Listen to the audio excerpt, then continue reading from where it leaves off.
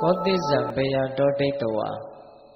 ပြင်းရည်ခြင်းကိုဘေးလို့နားလေကြမယ်အမှန်တိုင်းသိရမယ်မြင်ရမယ်တဲ့ဝိရိယရမင်္စခေမတောအထုတ်ခြင်းလုံးလဝိရိယတရားကိုကြတော့ဘေးကင်းစေတတ်တဲ့အရာဘေးကင်းရာလို့အမှန်အကန်သိမြင်နားလေရမယ်တဲ့အဲ့ဒါလို့သိမြင်နားလေပြီးတော့အာရထဝိရိယဟောထအထုတ်ခြင်းလုံးလဝိရိယနဲ့ပြည့်စုံအောင်ကြိုးစားကြရမယ်ဧတာဗုဒ္ဓနုသာသတိအဲ့ဒါဘုရားအဆွေတို့ရဲ့အဆုံးအမဩဝါဒပါတဲ့ပထမဦးဆုံးဂါထာက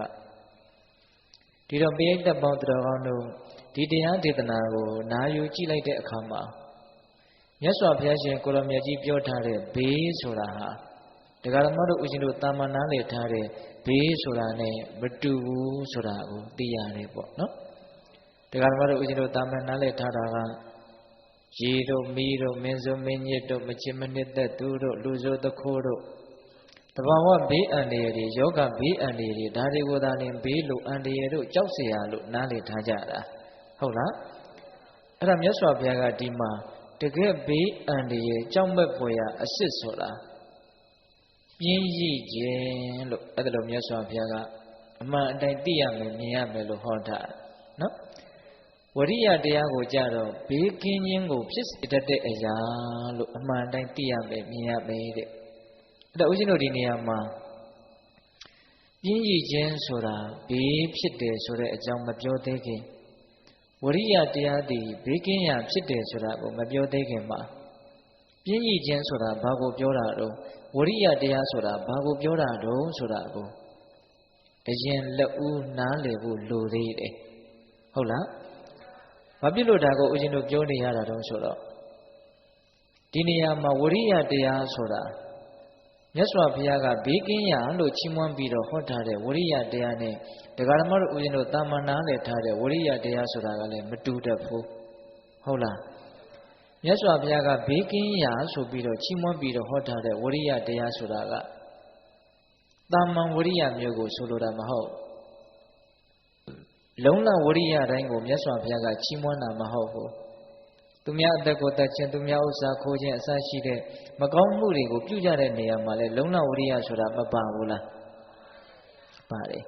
မြတ်စွာဘုရားဒီနေရာမှာချီးမွမ်းပြီးတော့ဘေးကင်းရာဆိုပြီးဟောထားတဲ့လုံးလဝရိယကအဲ့ဒါလိုဝရိယမျိုးမဟုတ်ဘူးမြတ်စွာဘုရားချီးမွမ်းပြီးတော့ဟောထားတဲ့လုံးလဝရိယသည်တမ္ပပဒံလုံးလဝရိယတမ္မာဝါယမလို့ဆိုတဲ့လုံးလဝရိယအကျဉ်းများဖြင့်၄မျိုးရှိတယ်ပေါ့တစ်အချက်မဖြစ်သေးတဲ့အကုသိုလ်တရားတွေမဖြစ်အောင်ကြိုးစားတဲ့ဝရိယနော်နှစ်အချက်ဖြစ်ပြီးသားအကုသိုလ်တရားတွေကိုပယ်ရှားသုတ်သင်နိုင်အောင်ကြိုးစားတဲ့ဝရိယအကုသိုလ်နဲ့ပတ်သက်ပြီးတော့ဝရိယ2မျိုးနော်နောက်ပြီးတော့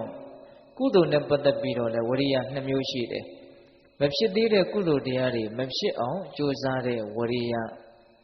ဖြစ်ပြီးသောကုသိုလ်တရားတွေတိုးတက်ခိုင်မြဲသွားအောင်ကြိုးစားတဲ့ဝရိယတဲ့ဝရိယဘယ်နှမျိုးလဲ၄မျိုး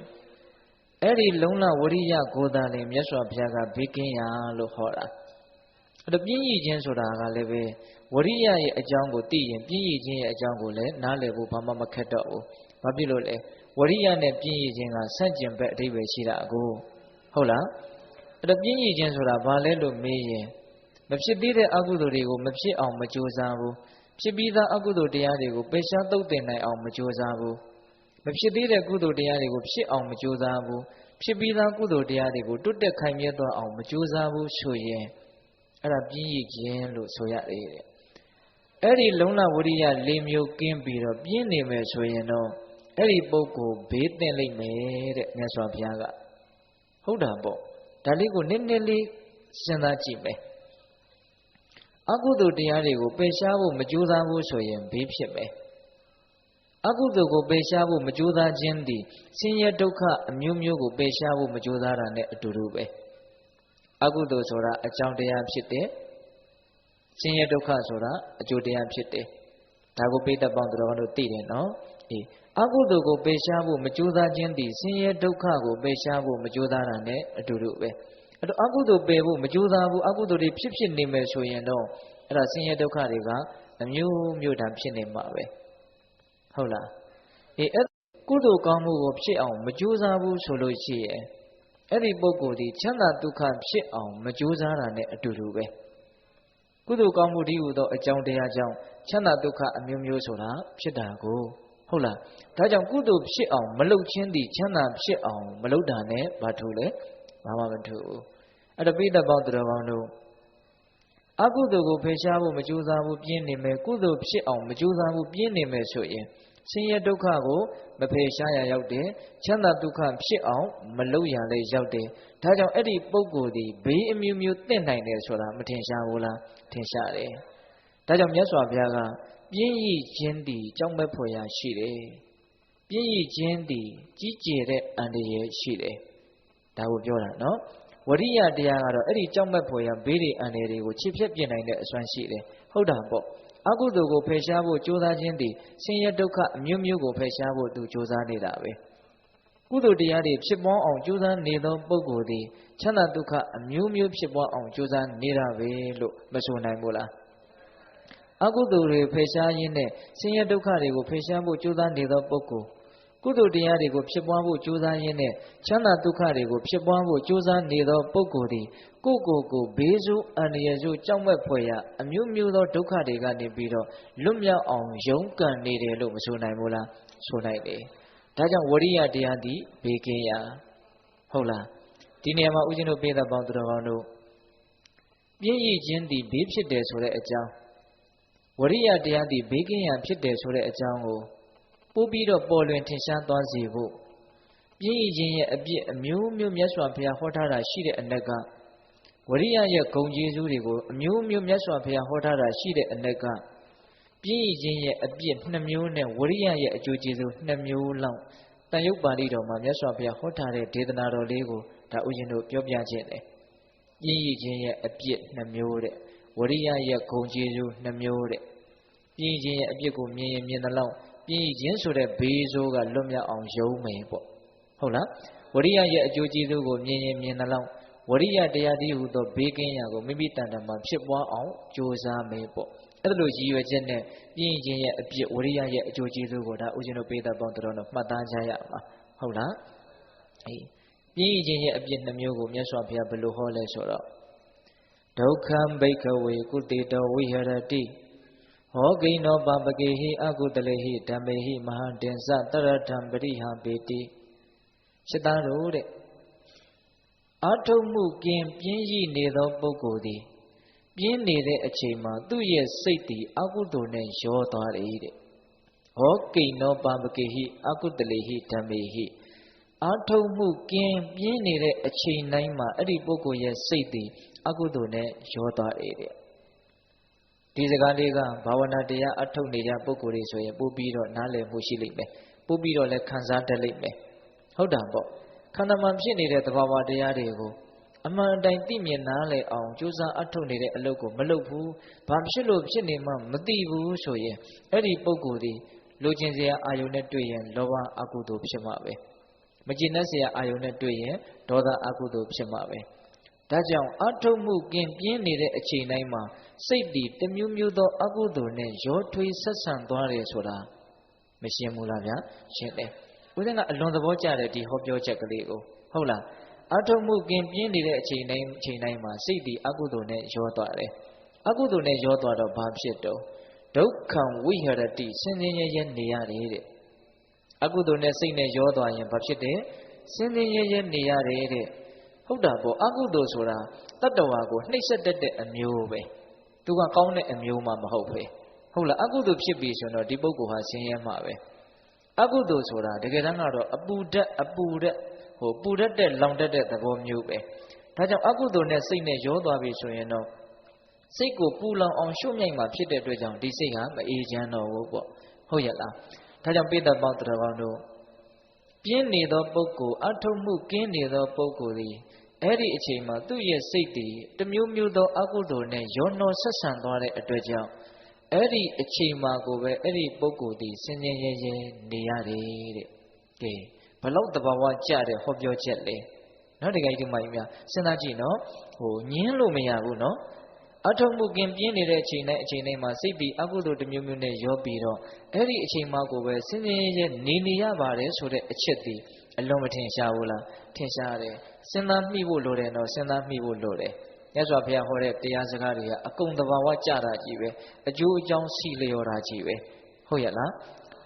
ဒါကြောင့်ဒါပြင်းရင်ရဲ့နံပါတ်1အပြစ်ပေါ့ဟုတ်လားပြင်းနေတဲ့အချိန်မှာစိတ်ဒီအကုသိုလ်နဲ့ရောပြီးတော့အဲ့ဒီအချိန်မှာပဲစင်စင်ရဲနေရမယ်တဲ့ဟုတ်လားနောက်ပြင်းရင်ရဲ့နံပါတ်2အပြစ်ကမဟာတင်္စတရထံပရိဟာပေတိမဟာတင်္စကြီးကျယ်လွှားစွာသောတရထံမိမိရဲ့အကျိုးစီးပွားကိုပရိဟာပေတိရှုံးပျက်စီးစေတယ်နော်ပြင်းနေတဲ့ပုဂ္ဂိုလ်ဟာသူ့ရဲ့အင်မတန်ကြီးကျယ်တဲ့ကိုယ်ကျိုးစီးပွားတွေနဲ့သူဟာလွဲချော်ရလိမ့်မယ်နော်ပြင်းနေတဲ့ပုဂ္ဂိုလ်ဒီစစ်မှန်တဲ့ကိုယ်ကျိုးစီးပွားကြီးကျယ်တဲ့ကိုယ်ကျိုးစီးပွားနဲ့လွဲချော်ရလိမ့်မယ်ဒီနေရာမှာကြီးကျယ်တဲ့ကိုယ်ကျိုးစီးပွားတဲ့မဟာတင်္စတရထံတရထဆိုတာမိမိရဲ့အကျိုးစီးပွားပေါ့မဟာတဆိုတာကြီးကျယ်တယ်ပေါ့တကယ်ကြီးကျယ်တဲ့ကိုယ်ကျိုးစီးပွားဆိုတာဘာကိုပြောတာတော့သာသနာတွင်မှာဖြစ်ရတဲ့လူသားတစ်ယောက်အတွက်ကြီးကျယ်တဲ့ကိုယ်ကျိုးစီးပွားဆိုတာမဉ္ဇဉ်ဖွဉ္ဇဉ်ဖြင့်နိဗ္ဗာန်ချမ်းသာကိုမျက်မှောက်ပြုရခြင်းကိုဆိုလိုတာတဲ့လူရင်းကြအောင်နားလည်ဖို့လိုတယ်နော်မဉ္ဇဉ်ဖွဉ္ဇဉ်ဖြင့်နိဗ္ဗာန်ချမ်းသာကိုမျက်မှောက်ပြုရတဲ့အဆင့်ဒီအဲ့ဒါအကြီးကျယ်ဆုံးသောကိုယ်ကျိုးစီးပွားပဲတဆင့်လျှော့ပြောရမယ်ဆိုရင်တော့အဲ့ဒီမဉ္ဇဉ်ဖွဉ္ဇဉ်ကိုရစေနိုင်တဲ့ကုသိုလ်ကောင်းမှုအမျိုးမျိုးကိုပြုလုပ်ခွင့်ရခြင်းသည်ပြုလုပ်လိုက်မိခြင်းသည်အဲ့ဒါကိုယ့်အတွက်ကြီးကျယ်တဲ့ကိုယ်ကျိုးစီးပွားလို့ပြောရမယ်။ကျန်တာတွေဟာကြီးကျယ်တဲ့ကိုယ်ကျိုးစီးပွားလို့မဆိုနိုင်ဘူး။ဟုတ်လား။ကျန်တာတွေကဘာလို့ကြီးကျယ်တဲ့ကိုယ်ကျိုးစီးပွားလို့မဆိုနိုင်တာလဲဆိုတော့အနိစ္စမီးစံဖြစ်တဲ့အတွက်ကြောင့်ကြီးကျယ်တဲ့ကိုယ်ကျိုးစီးပွားလို့မဆိုနိုင်ဘူး။အကုန်လုံးဟာပြီးဆုံးသွားကြမှာကြီးပဲ။မပြီးတာဘာမှမရှိဘူး။အကုန်လုံးဟာပျောက်ကွယ်သွားကြမှာကြီးပဲ။မပျောက်ကွယ်သွားမဲ့အရာဘာမှမရှိဘူး။ဟုတ်လား။ဒါကြောင့်လောကကြီးမှာတကယ်ကြီးပွားခြင်းအစစ်ချမ်းသာခြင်းအစစ်ဆိုတာနိဗ္ဗာန်ချမ်းသာကိုမျက်မှောက်ပြုနိုင်တဲ့အဆင့်ကိုရည်ရွယ်ပြီးတော့ပြောတာလို့နားလည်ကြဖို့လိုတယ်နော်ဒါကြောင့်ပိဋကပေါင်းသူတော်ကောင်းတို့ဝရိယတရားမရှိဘဲနဲ့အထုံမှုကင်ပြင်းနေသောပုဂ္ဂိုလ်သည်အဲ့လိုကြီးကျယ်တဲ့ကိုယ်ကျိုးစီးပွားလို့ဆိုရတဲ့အမျိုးမျိုးသောကုသိုလ်ကောင်းမှုများကိုပြုလုပ်မိခြင်းထွတ်တဲ့တဆင့်တက်ပြောရရင်မဉ္ဇဉ်ဖွဉ္ဇဉ်ဖြင့်နိဗ္ဗာန်ချမ်းသာကိုမျက်မှောက်ပြုရခြင်းအစရှိတဲ့ကြီးကျယ်တဲ့ကိုယ်ကျိုးစီးပွားတွေနဲ့သူနဲ့ဘာဖြစ်သွားမလို့လွဲချော်သွားလိမ့်မယ်ကိုယ်ကျိုးစီးပွားတွေကိုယ့်ရဲ့ကိုယ်ကျိုးစီးပွားကိုကိုယ်တိုင်ပဲဖြည့်ဆည်းပြရရောက်တယ်ပေါ့ပြင်းနေတဲ့ပုံမလွတ်လေတော့မဖြစ်တော့ဘူးပေါ့အဲ့ဒါဝမ်းနည်းစရာမကောင်းဘူးလားဖြစ်နိုင်ခြင်းမရှိလို့မဖြစ်တာဆိုတာကသိဝမ်းနည်းစရာမရှိဘူးတရားဓမ္မတို့ဦးဇင်းတို့တွေကသွားရင်ရောက်နိုင်တယ်လှုပ်ရင်ဖြစ်နိုင်တယ်ဖြစ်နိုင်ကြီးအလွန်ကြီးကျယ်တဲ့အနေအထားပဲအခုအနေအထားကအကယ်၍သာကိုကပြင်းနေမယ်ဆိုရင်အဲ့ဒီအခွင့်အရေးအဲ့ဒီကောင်းမွန်တဲ့အခြေအနေအရရက်ကိုဆုံးရှုံးပျက်စီးသွားအောင်လုပ်လိုက်တာ ਨੇ အတူတူပဲမဆိုနိုင်ဘူးလားအေးဒါကြောင့်ပိဋကပေါင်းသူတော်ကောင်းတို့ပြင်းနေသောပုဂ္ဂိုလ်သည်ကြီးကျယ်တဲ့ကိုယ်ကျိုးစီးပွားကိုဖျက်ဆီးပြရရောက်တဲ့တနည်းအားဖြင့်ပြင်းနေတဲ့ကိုယ်ကျိုးစီးပွားတွေပရိဟာပေတိဆုံးရှုံးပျက်စီးသွားမယ်တဲ့ဟုတ်လားဒါကြောင့်ပြင်းရင်ချင်းရဲ့အဖြစ်ဘယ်နှမျိုးလဲဗျာနှစ်မျိုးเนาะပြင်းနေတဲ့အချိန်မှာစိတ်သည်တစ်မျိုးမျိုးသောအကုသိုလ်နဲ့ရောသွားတဲ့အတွက်ကြောင့်စင်နေရဲ့နေရတယ်ပြင်းသောပုဂ္ဂိုလ်သည်ကြီးကျယ်တဲ့ကိုယ်ကျိုးစီးပွားကိုဆုံးရှုံးပျက်စီးသွားစေတယ်ဒါကြောင့်ပြင်းရင်ဒီဘေးလို့နားလည်ဖို့မလိုဘူးလားလို့တယ်ပြင်းရင်ရဲ့အပြစ်နှစ်မျိုးပြောပြီးတဲ့နောက်မြတ်စွာဘုရားကဇက်တိုက်ပဲဝရိယရဲ့အကျိုးကျေးဇူးကိုနှစ်မျိုးဆိုပြီးတော့ပြောတယ်ဇက်တိုက်ကိုဟောတာနော်ဝရိယနဲ့ပြင်းရင်ကဆန့်ကျင်ဘက်ဆိုတော့အပြစ်နဲ့ဂုဏ်ကလည်းဆန့်ကျင်ဘက်ပဲဖြစ်မှာပေါ့ဟုတ်လားဟေးဘယ်လိုဟောလဲဆိုတော့အာထထဝိရိယနာဇာခောဘိက္ခဝေဒုက္ခဝိဟရတိပါဝေဝိထောပါပကေဟိအကုတလေဟိဓမ္မေဟိမဟာတင်္စတတ္ထံပရိပူရေတိဖြစ်သားတို့တဲ့အာထုတ်ခြင်းဝရိယတရားနဲ့ပြည့်စုံမယ်ဆိုလို့ရှိရင်အဲ့ဒီပုဂ္ဂိုလ်ဒီအဲ့ဒီအာထုတ်နေတဲ့အချိန်မှာသူ့ရဲ့စိတ်ဒီအမျိုးမျိုးသောအကုသိုလ်တရားတွေနဲ့ကင်းကွာသွားတယ်တဲ့အထုတ်နေတဲ့အချိန်မှာစိတ်ထဲမှာဘာအကုသိုလ်မှမရှိဘူးဟုတ်လားအကုသိုလ်ကိုပယ်ရှားဖို့ကုသိုလ်တရားတွေဖြစ်ပွားဖို့နိမန်လမ်းမှန်ကြိုးစားအထုတ်နေသောပုဂ္ဂိုလ်ဒီအထုတ်နေတဲ့အခိုက်အတန့်မှာဘာအကုသိုလ်မှသူ့ရဲ့စိတ်ထဲမှာရောသွားတယ်ဆက်ဆံသွားတယ်ဆိုတာမရှိဘူး အကုသိုလ်ကင်းနေတဲ့အတွက်ကြောင့်အဲ့ဒီအချိန်မှာအဲ့ဒီပုဂ္ဂိုလ်ဒီချမ်းချမ်းသာသာနေရတယ်တဲ့နှိမ့်ဆက်မဲ့အကုသိုလ်မရှိလို့ချမ်းသာတယ်ပေါ့ဟုတ်ရဲ့လားပူလောင်အောင်ရှုမြိုက်မဲ့အကုသိုလ်မရှိလို့အဲ့ဒီအချိန်မှာစိတ်ဟာအေးချမ်းတယ်ပေါ့နော်ဒါကြောင့်ပိဋကပေါင်းတော်ကောင်းတို့ဝရိယရဲ့အကျိုးကျေးဇူးတွေအချိန်စောင့်စရာမလိုဘူးဆိုတဲ့အဓိပ္ပာယ်လို့လည်းပြောလို့မရဘူးလားရတယ်အထုတ်ခြင်းဝရိယတရားနဲ့ပြည့်စုံရင်အထုတ်နေတဲ့အချိန်မှာစိတ်ဒီအကုသိုလ်နဲ့ကင်းကွာတဲ့အတွက်ကြောင့်ချမ်းချမ်းသာသာနေရတယ်တဲ့ဒါဥစဉ်တို့စွဲသွားအောင်ထက်ချီတလဲလဲပြောတာနော်ဟုတ်လားအေးဝရိယရဲ့အကျိုးကျေးဇူးဟာအဲ့ဒါလောက်တည်းမကဘူးတဲ့နောက်နံပါတ်2မဟာတင်္စတရထံပရိပူရိတိနော်မဟာတင်္စကြီးကျယ်လတ်စွာသောတရထံမိမိရဲ့အကျိုးစီးပွားကိုပရိပူရိတိပြည့်စုံစေတယ်တဲ့အထုံးမှုရှိတဲ့ပုဂ္ဂိုလ်ဟာကြီးကျယ်တဲ့ကိုယ်ကျိုးစီးပွားတွေနဲ့ပြည့်စုံသွားလိမ့်မယ်နော်သွားမှမြန်ရင်ရောက်မှာပဲလေရက်နေရင်တော့ရောက်မှာမဟုတ်ဟုတ်ရဲ့လားဒါကြောင့်အထုတ်တိုင်းဒီကိုယ့်ရဲ့ကြီးကျယ်တဲ့ကိုယ်ကျိုးစီးပွားနဲ့နိကက်လာတယ်ပြီးရင်ပြည့်စုံသွားမယ်ဆိုတာမထင်ရှားဘူးလားထင်ရှားတယ်နော်မြတ်စွာဘုရားပြိဋိဘံဆံပြီးတဲ့နောက်မြတ်စွာဘုရားဟောတဲ့ဒေသနာတော်တွေနဲ့ညီကျင့်ကြံကြိုးကိုအထုတ်ကြလို့တနည်းအားဖြင့်ဝရိယတရားနဲ့ပြည့်စုံကြလို့အရိယာမဉ္ဇဉ်ဘုံဉဏ်ကိုရပြီးတော့နိဗ္ဗာန်ချမ်းသာကိုမျက်မှောက်ပြုသွားကြတဲ့အရိယာသူတော်ကောင်းကြီးတွေမရှိဘူးလားသူတို့ဟာအဲ့ဒါလောက်ကြီးကျယ်တဲ့ကိုယ်ကျိုးစီးပွားအစစ်အမှန်နဲ့ဘာကြောင့်ပြည့်စုံသွားတာလဲလို့မေးရင်ဝရိယနဲ့ပြည့်စုံလို့ပေါ့ဟုတ်တယ်မဟုတ်လားအေးတရားဓမ္မတို့ဦးဇင်းတို့ဒီသားလေဝရိယကင်းခပ်ပြင်းပြင်းနေတဲ့အတွက်ကြောင့်စစ်မှန်တဲ့ကိုယ်ကျိုးစီးပွားနဲ့ကိုယ်နဲ့ဟာအခုချိန်ထိလွဲချော်နေသေးပဲမဆိုနိုင်ဘူးလားစစ်မှန်တဲ့ကိုယ်ကျိုးစီးပွားတွေလက်ဆုပ်လက်ကင်ရှိပြီရပြီလို့ကြုံဝါနိုင်ပြီလားမကြုံဝါနိုင်သေးဘူးစိတ်မချရသေးဘူးမသေးကြသေးဘူးမရေရသေးဘူးဒါဥစဉ်တို့လည်းဒီတိုင်းပါပဲဘာကြောင့်အဲ့ဒါလိုစစ်မှန်တဲ့ကိုယ်ကျိုးစီးပွားကိုလက်ဆုပ်လက်ကင်ရတဲ့အနေအထားကိုမရောက်သေးတာလဲလို့မေးရင်အထုတ်မှုဝရိယတရားလိုနေလို့ပါလို့မှန်မှန်ကန်ကန်နားလည်ဖို့လိုတယ်နော်ဒီနေရာမှာဥစဉ်တို့ဝေဝစတော်ဘုရားကြီးပြောတဲ့စကားတခွန်းစတော်ကြီးခဏတိုင်းပြောတဲ့စကားတခွန်းပြောခြင်းနဲ့အဲ့ဒီစကားလေးကိုစတော်ကြီးကဘာပြောလဲဆိုတော့ရှေးအရှင်ကောင်းတို့ရဲ့လုံလဝရိယကိုသာအမိလိုက်ပါဗျာတဲ့လိုတာတွေမကပါဘူးအပူတွေနဲ့မှပြည့်စုံပါလိမ့်မယ်တဲ့ဟောရှေးအရှင်ကောင်းတို့ရဲ့လုံလဝရိယကိုသာအမိလိုက်ပါလိုတာတွေမကပါဘူးအပူတွေနဲ့မှပြည့်စုံပါလိမ့်မယ်တဲ့လိုတာဆိုတာဘာကိုပြောတာတော့ဦးဇင်းတို့မိသလောက်ညံလေးနဲ့စဉ်းစားကြည့်တယ်ဘဝမှာတကယ်လိုအပ်တဲ့လိုအပ်ချက်တကယ်အကြီးကျယ်ဆုံးလိုအပ်ချက်ဟာဘာလဲ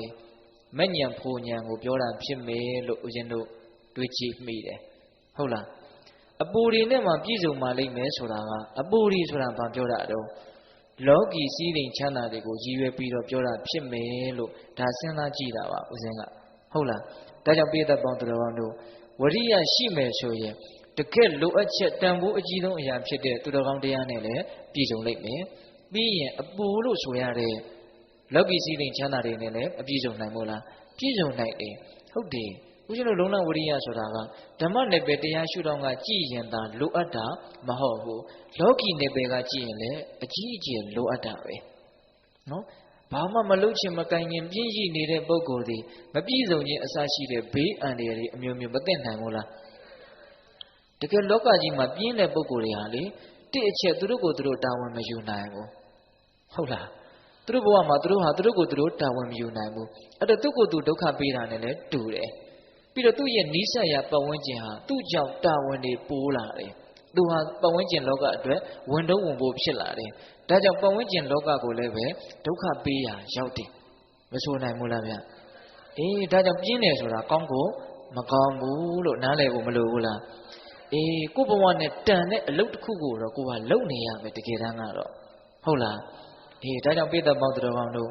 ဝရိယရဲ့အကျိုးကျေးဇူးပြင်းခြင်းရဲ့အပြစ်မြတ်စွာဘုရားအများကြီးပြောတဲ့အနက်ကဒါ2မျိုးစီလောက်ဒါဥစဉ်ပြောလိုက်တဲ့ပေါ့မြတ်စွာဘုရားကကြိုးစားခြင်းဝရိယတရားနဲ့အလွန်ပြည့်စုံစေခြင်းနဲ့ပေါ့ဒါမှကိုယ်ကျိုးစီးပွားတွေကပြည့်စုံသွားမှာကို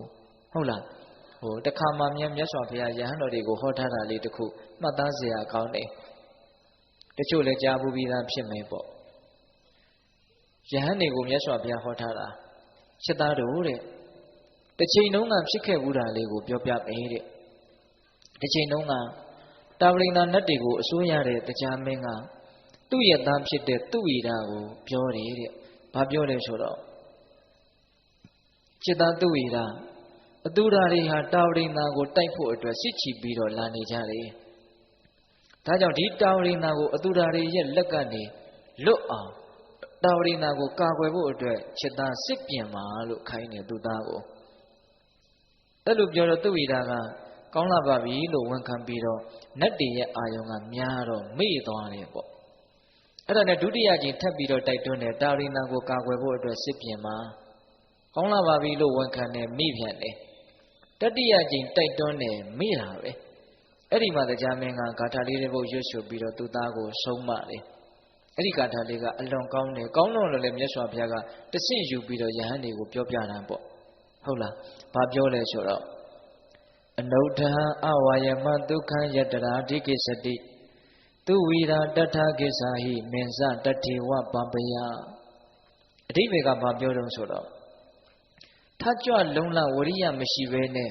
ကြိုးစားအထုတ်မှုမရှိဘဲနဲ့ချမ်းသာမဲ့နေရာအစဉ်ပြေမဲ့နေရာများရှိခဲ့မယ်ဆိုလို့ရှိရင်အဲ့ဒီနေရာကိုမင်းအရင်သွားလိုက်ပါတဲ့သူသားကိုပြောတာသူဝိရာကိုနော်အလုံးမလုံးဘဲနဲ့ချမ်းသာမဲ့နေရာလေးများရှိရင်မင်းအရင်သွားပါတဲ့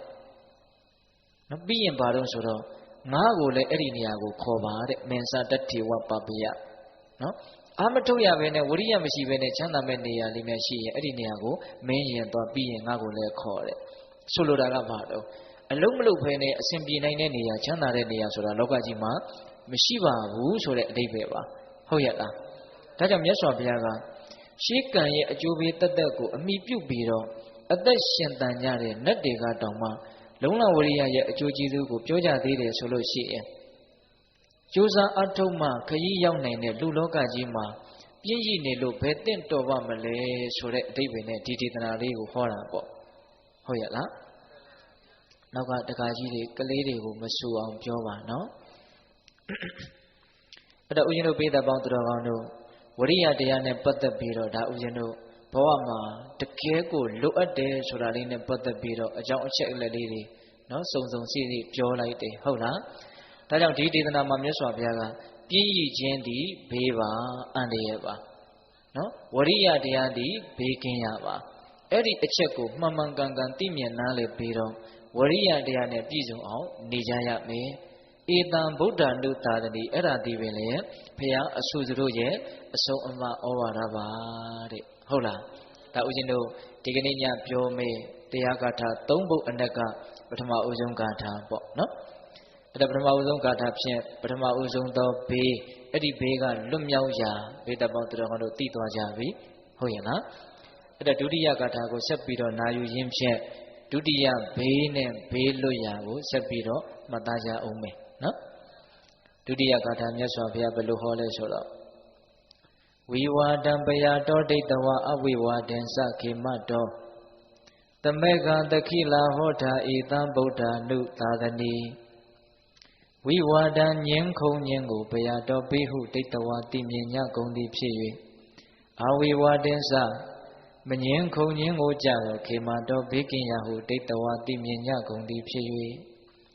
တမေကကိုရောစေရောညီညွတ်ကြကုန်သည်တခိလာနုညံ့တိမ်မွေသောစကားရှိကြကုန်သည်ဟောထဖြစ်ကုန်လောဧတံဤတိကဗုဒ္ဓနုသာသတိဘုရားအဆူစတို့ရဲ့ဆုံးမဩဝါဒပါပေတည်းဝိဝါဒံဘယတောဒိဋ္ဌဝါညင်းခုန်ညင်းကိုဘေးလို့နားလည်ရမေးတဲ့နော်အဝိဝါဒံစခေမတော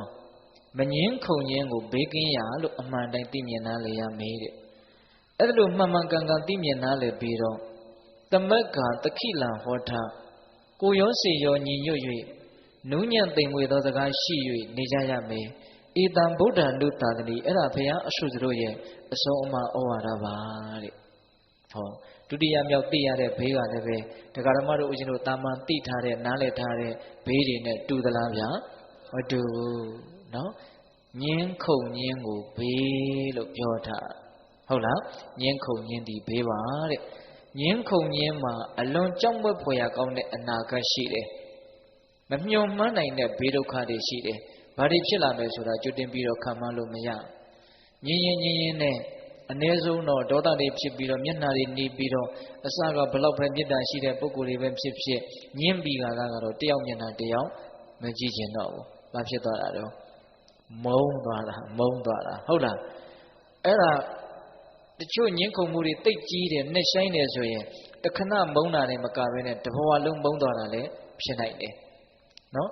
်ချစ်သူတွေကနေမုန်းသူတွေလည်းဖြစ်သွားနိုင်တယ်မိတ်ဆွေတွေကနေရန်သူတွေလည်းဖြစ်သွားနိုင်တယ်တစ်ဖွဲ့နဲ့တစ်ဖွဲ့တစ်ဖက်နဲ့တစ်ဖက်ဆိုတဲ့ကွဲပြားခြင်းအမျိုးမျိုးကိုလည်းဖြစ်သွားစေနိုင်တယ်ညှင်းခုန်ခြင်းမှာဒါကြောင့်ညှင်းခုန်ခြင်းမှာကြောက်မက်ဖွယ်ဘေးအန္တရာယ်ရှိတဲ့အတွက်ကြောင့်မြတ်စွာဘုရားကညှင်းခုန်ခြင်းဟာကြောက်မက်ဖွယ်ရာကောင်းတဲ့ဘေးတစ်မျိုးလို့အမှန်တိုင်းသိရမယ်မြင်ရမယ်လို့ဟောတာပေါ့ဟုတ်လားအဲ့ဒီဘေးကလွတ်ချင်ရင်တော့ဘာလုပ်ရမလဲမငင်းနဲ့တဲ့မငင်းနဲ့လို့ဆိုပေမလို့ဒကာမတို့ဦးဇင်းတို့ပုရုဇဉ်တွေကတော့ဒီမငင်းနဲ့ဆိုတာကြီးကလိုက်နာဖို့တော့တော်တော်ခက်မယ်လို့ထင်တယ်ဒါပေမဲ့ကြိုးစားပြီးတော့မငင်းခုန်ပြအောင်နေထိုင်ကြရမှာပေါ့ဟုတ်လားမငင်းဖို့ခက်တယ်ဆိုတာကဘာကြောင့်ဦးဇင်းတို့အဲ့လိုပြောရလဲဆိုတော့လူဆိုတာကတူတယောက်တည်းရှင်သန်လို့ရတဲ့အမျိုးမဟုတ်ဘူးအ ਨੇ ဆုံးတော့ကိုယ့်မိသားစုမရှိဘူးလားရှိတယ်ကိုယ်ရွှေမျိုးမိတ်ရွှေပေါင်းတဲ့အိမ်ဒီနာချင်းလှုပ်ဖို့ကိုင်းဘက်ဟာဒါတွေနဲ့ကိုကအတူတူနေကြရတာကိုဟုတ်လားအဲ့ဒီတော့ဘာဖြစ်တော့ဦးဇင်းတို့ကျမ်းဂန်တွေထဲမှာပြောထားတာလေးစကားလေးတစ်ခွန်းရှိတယ်ဘိသက်တို့လည်းသိပါတယ်လက်တစ်ဖက်စီမှာလက်ကောက်တကွန်းစီဝတ်ထားတော့ကဘာအတန်မှထွက်မလာဘူးတဲ့နော်ဘယ်ဘက်ကလက်ကောက်လေးချွတ်ပြီးတော့ညာဘက်ပေါင်းပြီးတော့ဝတ်လိုက်ခါမှအတန်ကတချွင်ချွင်ထွက်လာတယ်တဲ့ဟုတ်လားဝိဝါဒောပတ်တောဒုတိယောတဲ့နှစ်ခုမြောက်ဆိုတာဖြစ်လာရင်ငင်းခုန်မှုဆိုတာဖြစ်တော့တာပဲတဲ့ခက်တာကဒကာမတို့ဦးဇင်းတို့ကနှစ်ခုမြောက်မှမကာပဲနဲ့ဟုတ်လားသုံးခုမြောက်လေးခုမြောက်အများကြီးရှိနေတာဆိုတော့ငင်းခုန်တဲ့အတန်တွေကဘယ်တော့မှမစိတ်သုံးဘူးလို့ပြောရမလို့ဖြစ်နေတာဟုတ်ရဲ့လားဒါကြောင့်မိဘနဲ့သားသမီးလည်းပဲညင်းနေကြတာပဲမဟုတ်လားနော်သားသမီးကလည်းမိဘဘက်ကဝင်မကြည့်ဘူးမိဘကလည်းသားသမီးဘက်ကနေနေမကြည့်ဘူးအမြင်နေမတူဟုတ်လားအဲ့ဒါလိုအမျိုးမျိုးသောအကြောင်းကြောင့်မိဘနဲ့သားသမီးလည်းညင်းနေညီကိုမောင်နှမချင်းလည်းညင်းနေဟုတ်လားလှုပ်ဖို့ကိုင်းပဲအချင်းချင်းလည်းညင်းနေပြင်ပလောကကိုကြည့်မယ်ဆိုရင်လည်းစီးပွားရေးလောကကြည့်လည်းပဲညင်းနေကြတာပဲနော်ဈေးတယ်ဆိုကြည့်ပါလားစူးညံပွက်ပြီးတော့ဘာလို့နေကြတာတော့အများစုကတော့ညင်းနေတာပဲဟုတ်လားညင်းခုန်မှုကကြီးလာရင်ဆူကြမယ်ဆဲကြမယ်ရိုက်ကြမယ်နှက်ကြမယ်ဆိုတဲ့အဆင့်မရောက်ဘူးလားဟာကိုညင်းလို့ပြေးလေအောင်မဖြစ်ဘူးဆိုရင်တရားရုံးလို့ဘာလို့ရောက်သွားတဲ့အထိမရှိဘူးလားရှိတယ်ဒါညင်းခုန်မှုကမပြီးလို့အဲ့ဒီရောက်သွားတာပေါ့ဟုတ်လားညင်းညတာနော်အဲ့ဒါလိုပဲပညာရေးလောကကြည့်လည်းပဲဒီနည်းစနစ်ကကောင်းတယ်ဟိုနည်းစနစ်ကကောင်းတယ်ဒါကကောင်းတယ်ဟိုဟာကောင်းတယ်ဆိုပြီးတော့ညင်းညတာမရှိဘူးလားရှိတယ်နိုင်ငံရေးလောကကြည့်ပါအောင်လားပို့လို့တောင်ညင်းညသေးတယ်ဟုတ်လားစကလုံးတွေသုံးပြီးတော့ညင်းရတာအာမရလို့စာလုံးလေးတွေသုံးပြီးတော့ညင်းညတာတောင်မရှိဘူးလားရှိတာပေါ့ဗျအမျိုးမျိုးသောပုံတရံနဲ့လောကကြီးဟာညင်းခုန်နေရတယ်ဆိုတာမထင်ရှားဘူးလားထင်ရှားတယ်အဲ့ဒါမြတ်စွာဘုရားကတော့သိတော်မူမြင်တော်မူလို့မငင်းနဲ့တဲ့ငင်းရင်ကတော့အဲ့ဒါဘေးအမျိုးမျိုးသင့်လိမ့်မယ်တဲ့ဟုတ်လားငင်းခုန်မှုအကြီးအသေးပေါ်ကိုမူတည်ပြီးတော့ဘေးအကြီးအသေးအမျိုးမျိုးတော့ကိုပြားခြားနာမှုတော့ရှိမယ်ပေါ့ဗျာအ ਨੇ ဆုံးတော့စိတ်ထဲမှာတတိကအောင်ဖြစ်ပြီးတော့ဒေါသတွေနဲ့ပူလောင်ပင်ပန်းပြီးတော့အဲ့ဒီဘေးလောက်ကတော့တေချာပေါက်ဖြစ်လိမ့်မယ်ဟုတ်လားဒါကြောင့်ပိဿပေါင်းတို့မငင်းတဲ့ဘူးဟုတ်တာဘာလို့ဆိုတခါလေးဘာမဟုတ်တဲ့အကြောင်းအရာလေးကိုအခြေခံပြီးတော့ညဉ့်ညခုံညာရင်းနဲ့လင်မယားကိုကြပြဲကြမိသားစုကတောက်ကဆဖြစ်ပြီးတော့ကစင်ငယ်ရဲ့ဖြစ်ကြတဲ့အဆင့်ထိရောက်တာတော့တချို့ရှိတယ်ဟုတ်လားဘာမဟုတ်တဲ့အကြောင်းအရာကိုအခြေခံပြီးတော့ညဉ့်ရင်းနဲ့ဒုက္ခရောက်ကြတာအကုသိုလ်များကြတာကတော့နော်နေပေအသီးသီးခေတ်အဆက်ဆက်မှာရှိနေတာပါပဲမြတ်စွာဘုရားလက်ထက်ကလည်းရှိတာပ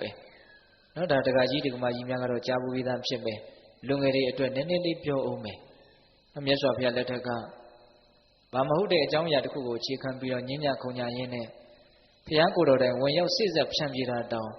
်လက်သက်မခံနိုင်သည့်အထိမိုက်လုံးကြီးကြတဲ့အနေအထားမျိုးတွေ့ရတယ်ကြုံရတယ်ပေါ့မြတ်စွာဘုရားကောတံပိမြို့မှာတရင်သုံးတော့ကမြတ်စွာဘုရားနာမှာယဟန်တော်ပေါင်း1000လောက်ခြံရံပြီးတော့တရင်သုံးနေတာရှိတယ်အဲ့ဒီယဟန်တော်1000လောက်ကဝိနည်းဒေသနာကိုဆောင်ရတဲ့ယဟန်တော်တွေက900လောက်ရှိတယ်ကျန်တဲ့ယဟန်တော်900လောက်ကတုတ်တန်ဒေသနာကိုဆောင်ကြတဲ့ယဟန်တွေလို့ဆိုတယ်နော်အဲ့တော့ဒီနေ့တော့ဝိနည်းဒေသနာကိုဆောင်တဲ့ယဟန်တော်တွေကအကြီးဆုံးမထေရကြီးကကုရိတက်မယ်ဆိုပြီးတော့ကုရိအိမ်ကြွတယ် တိုက်ဆိုင်တိုင်းပဲတုတ်တန်ဆောင်မထေရကအကြီးဆုံးမထေရကြီးကကုရီတက်ပြီးတော့ပြန်ရှင်းလာတာနဲ့ကြုံတယ်အသာလေးကတ်ရှောင်သွားတယ်ပေါ့အဲ့ဒါဝင်းကြီးဆောင်မထေရကြီးက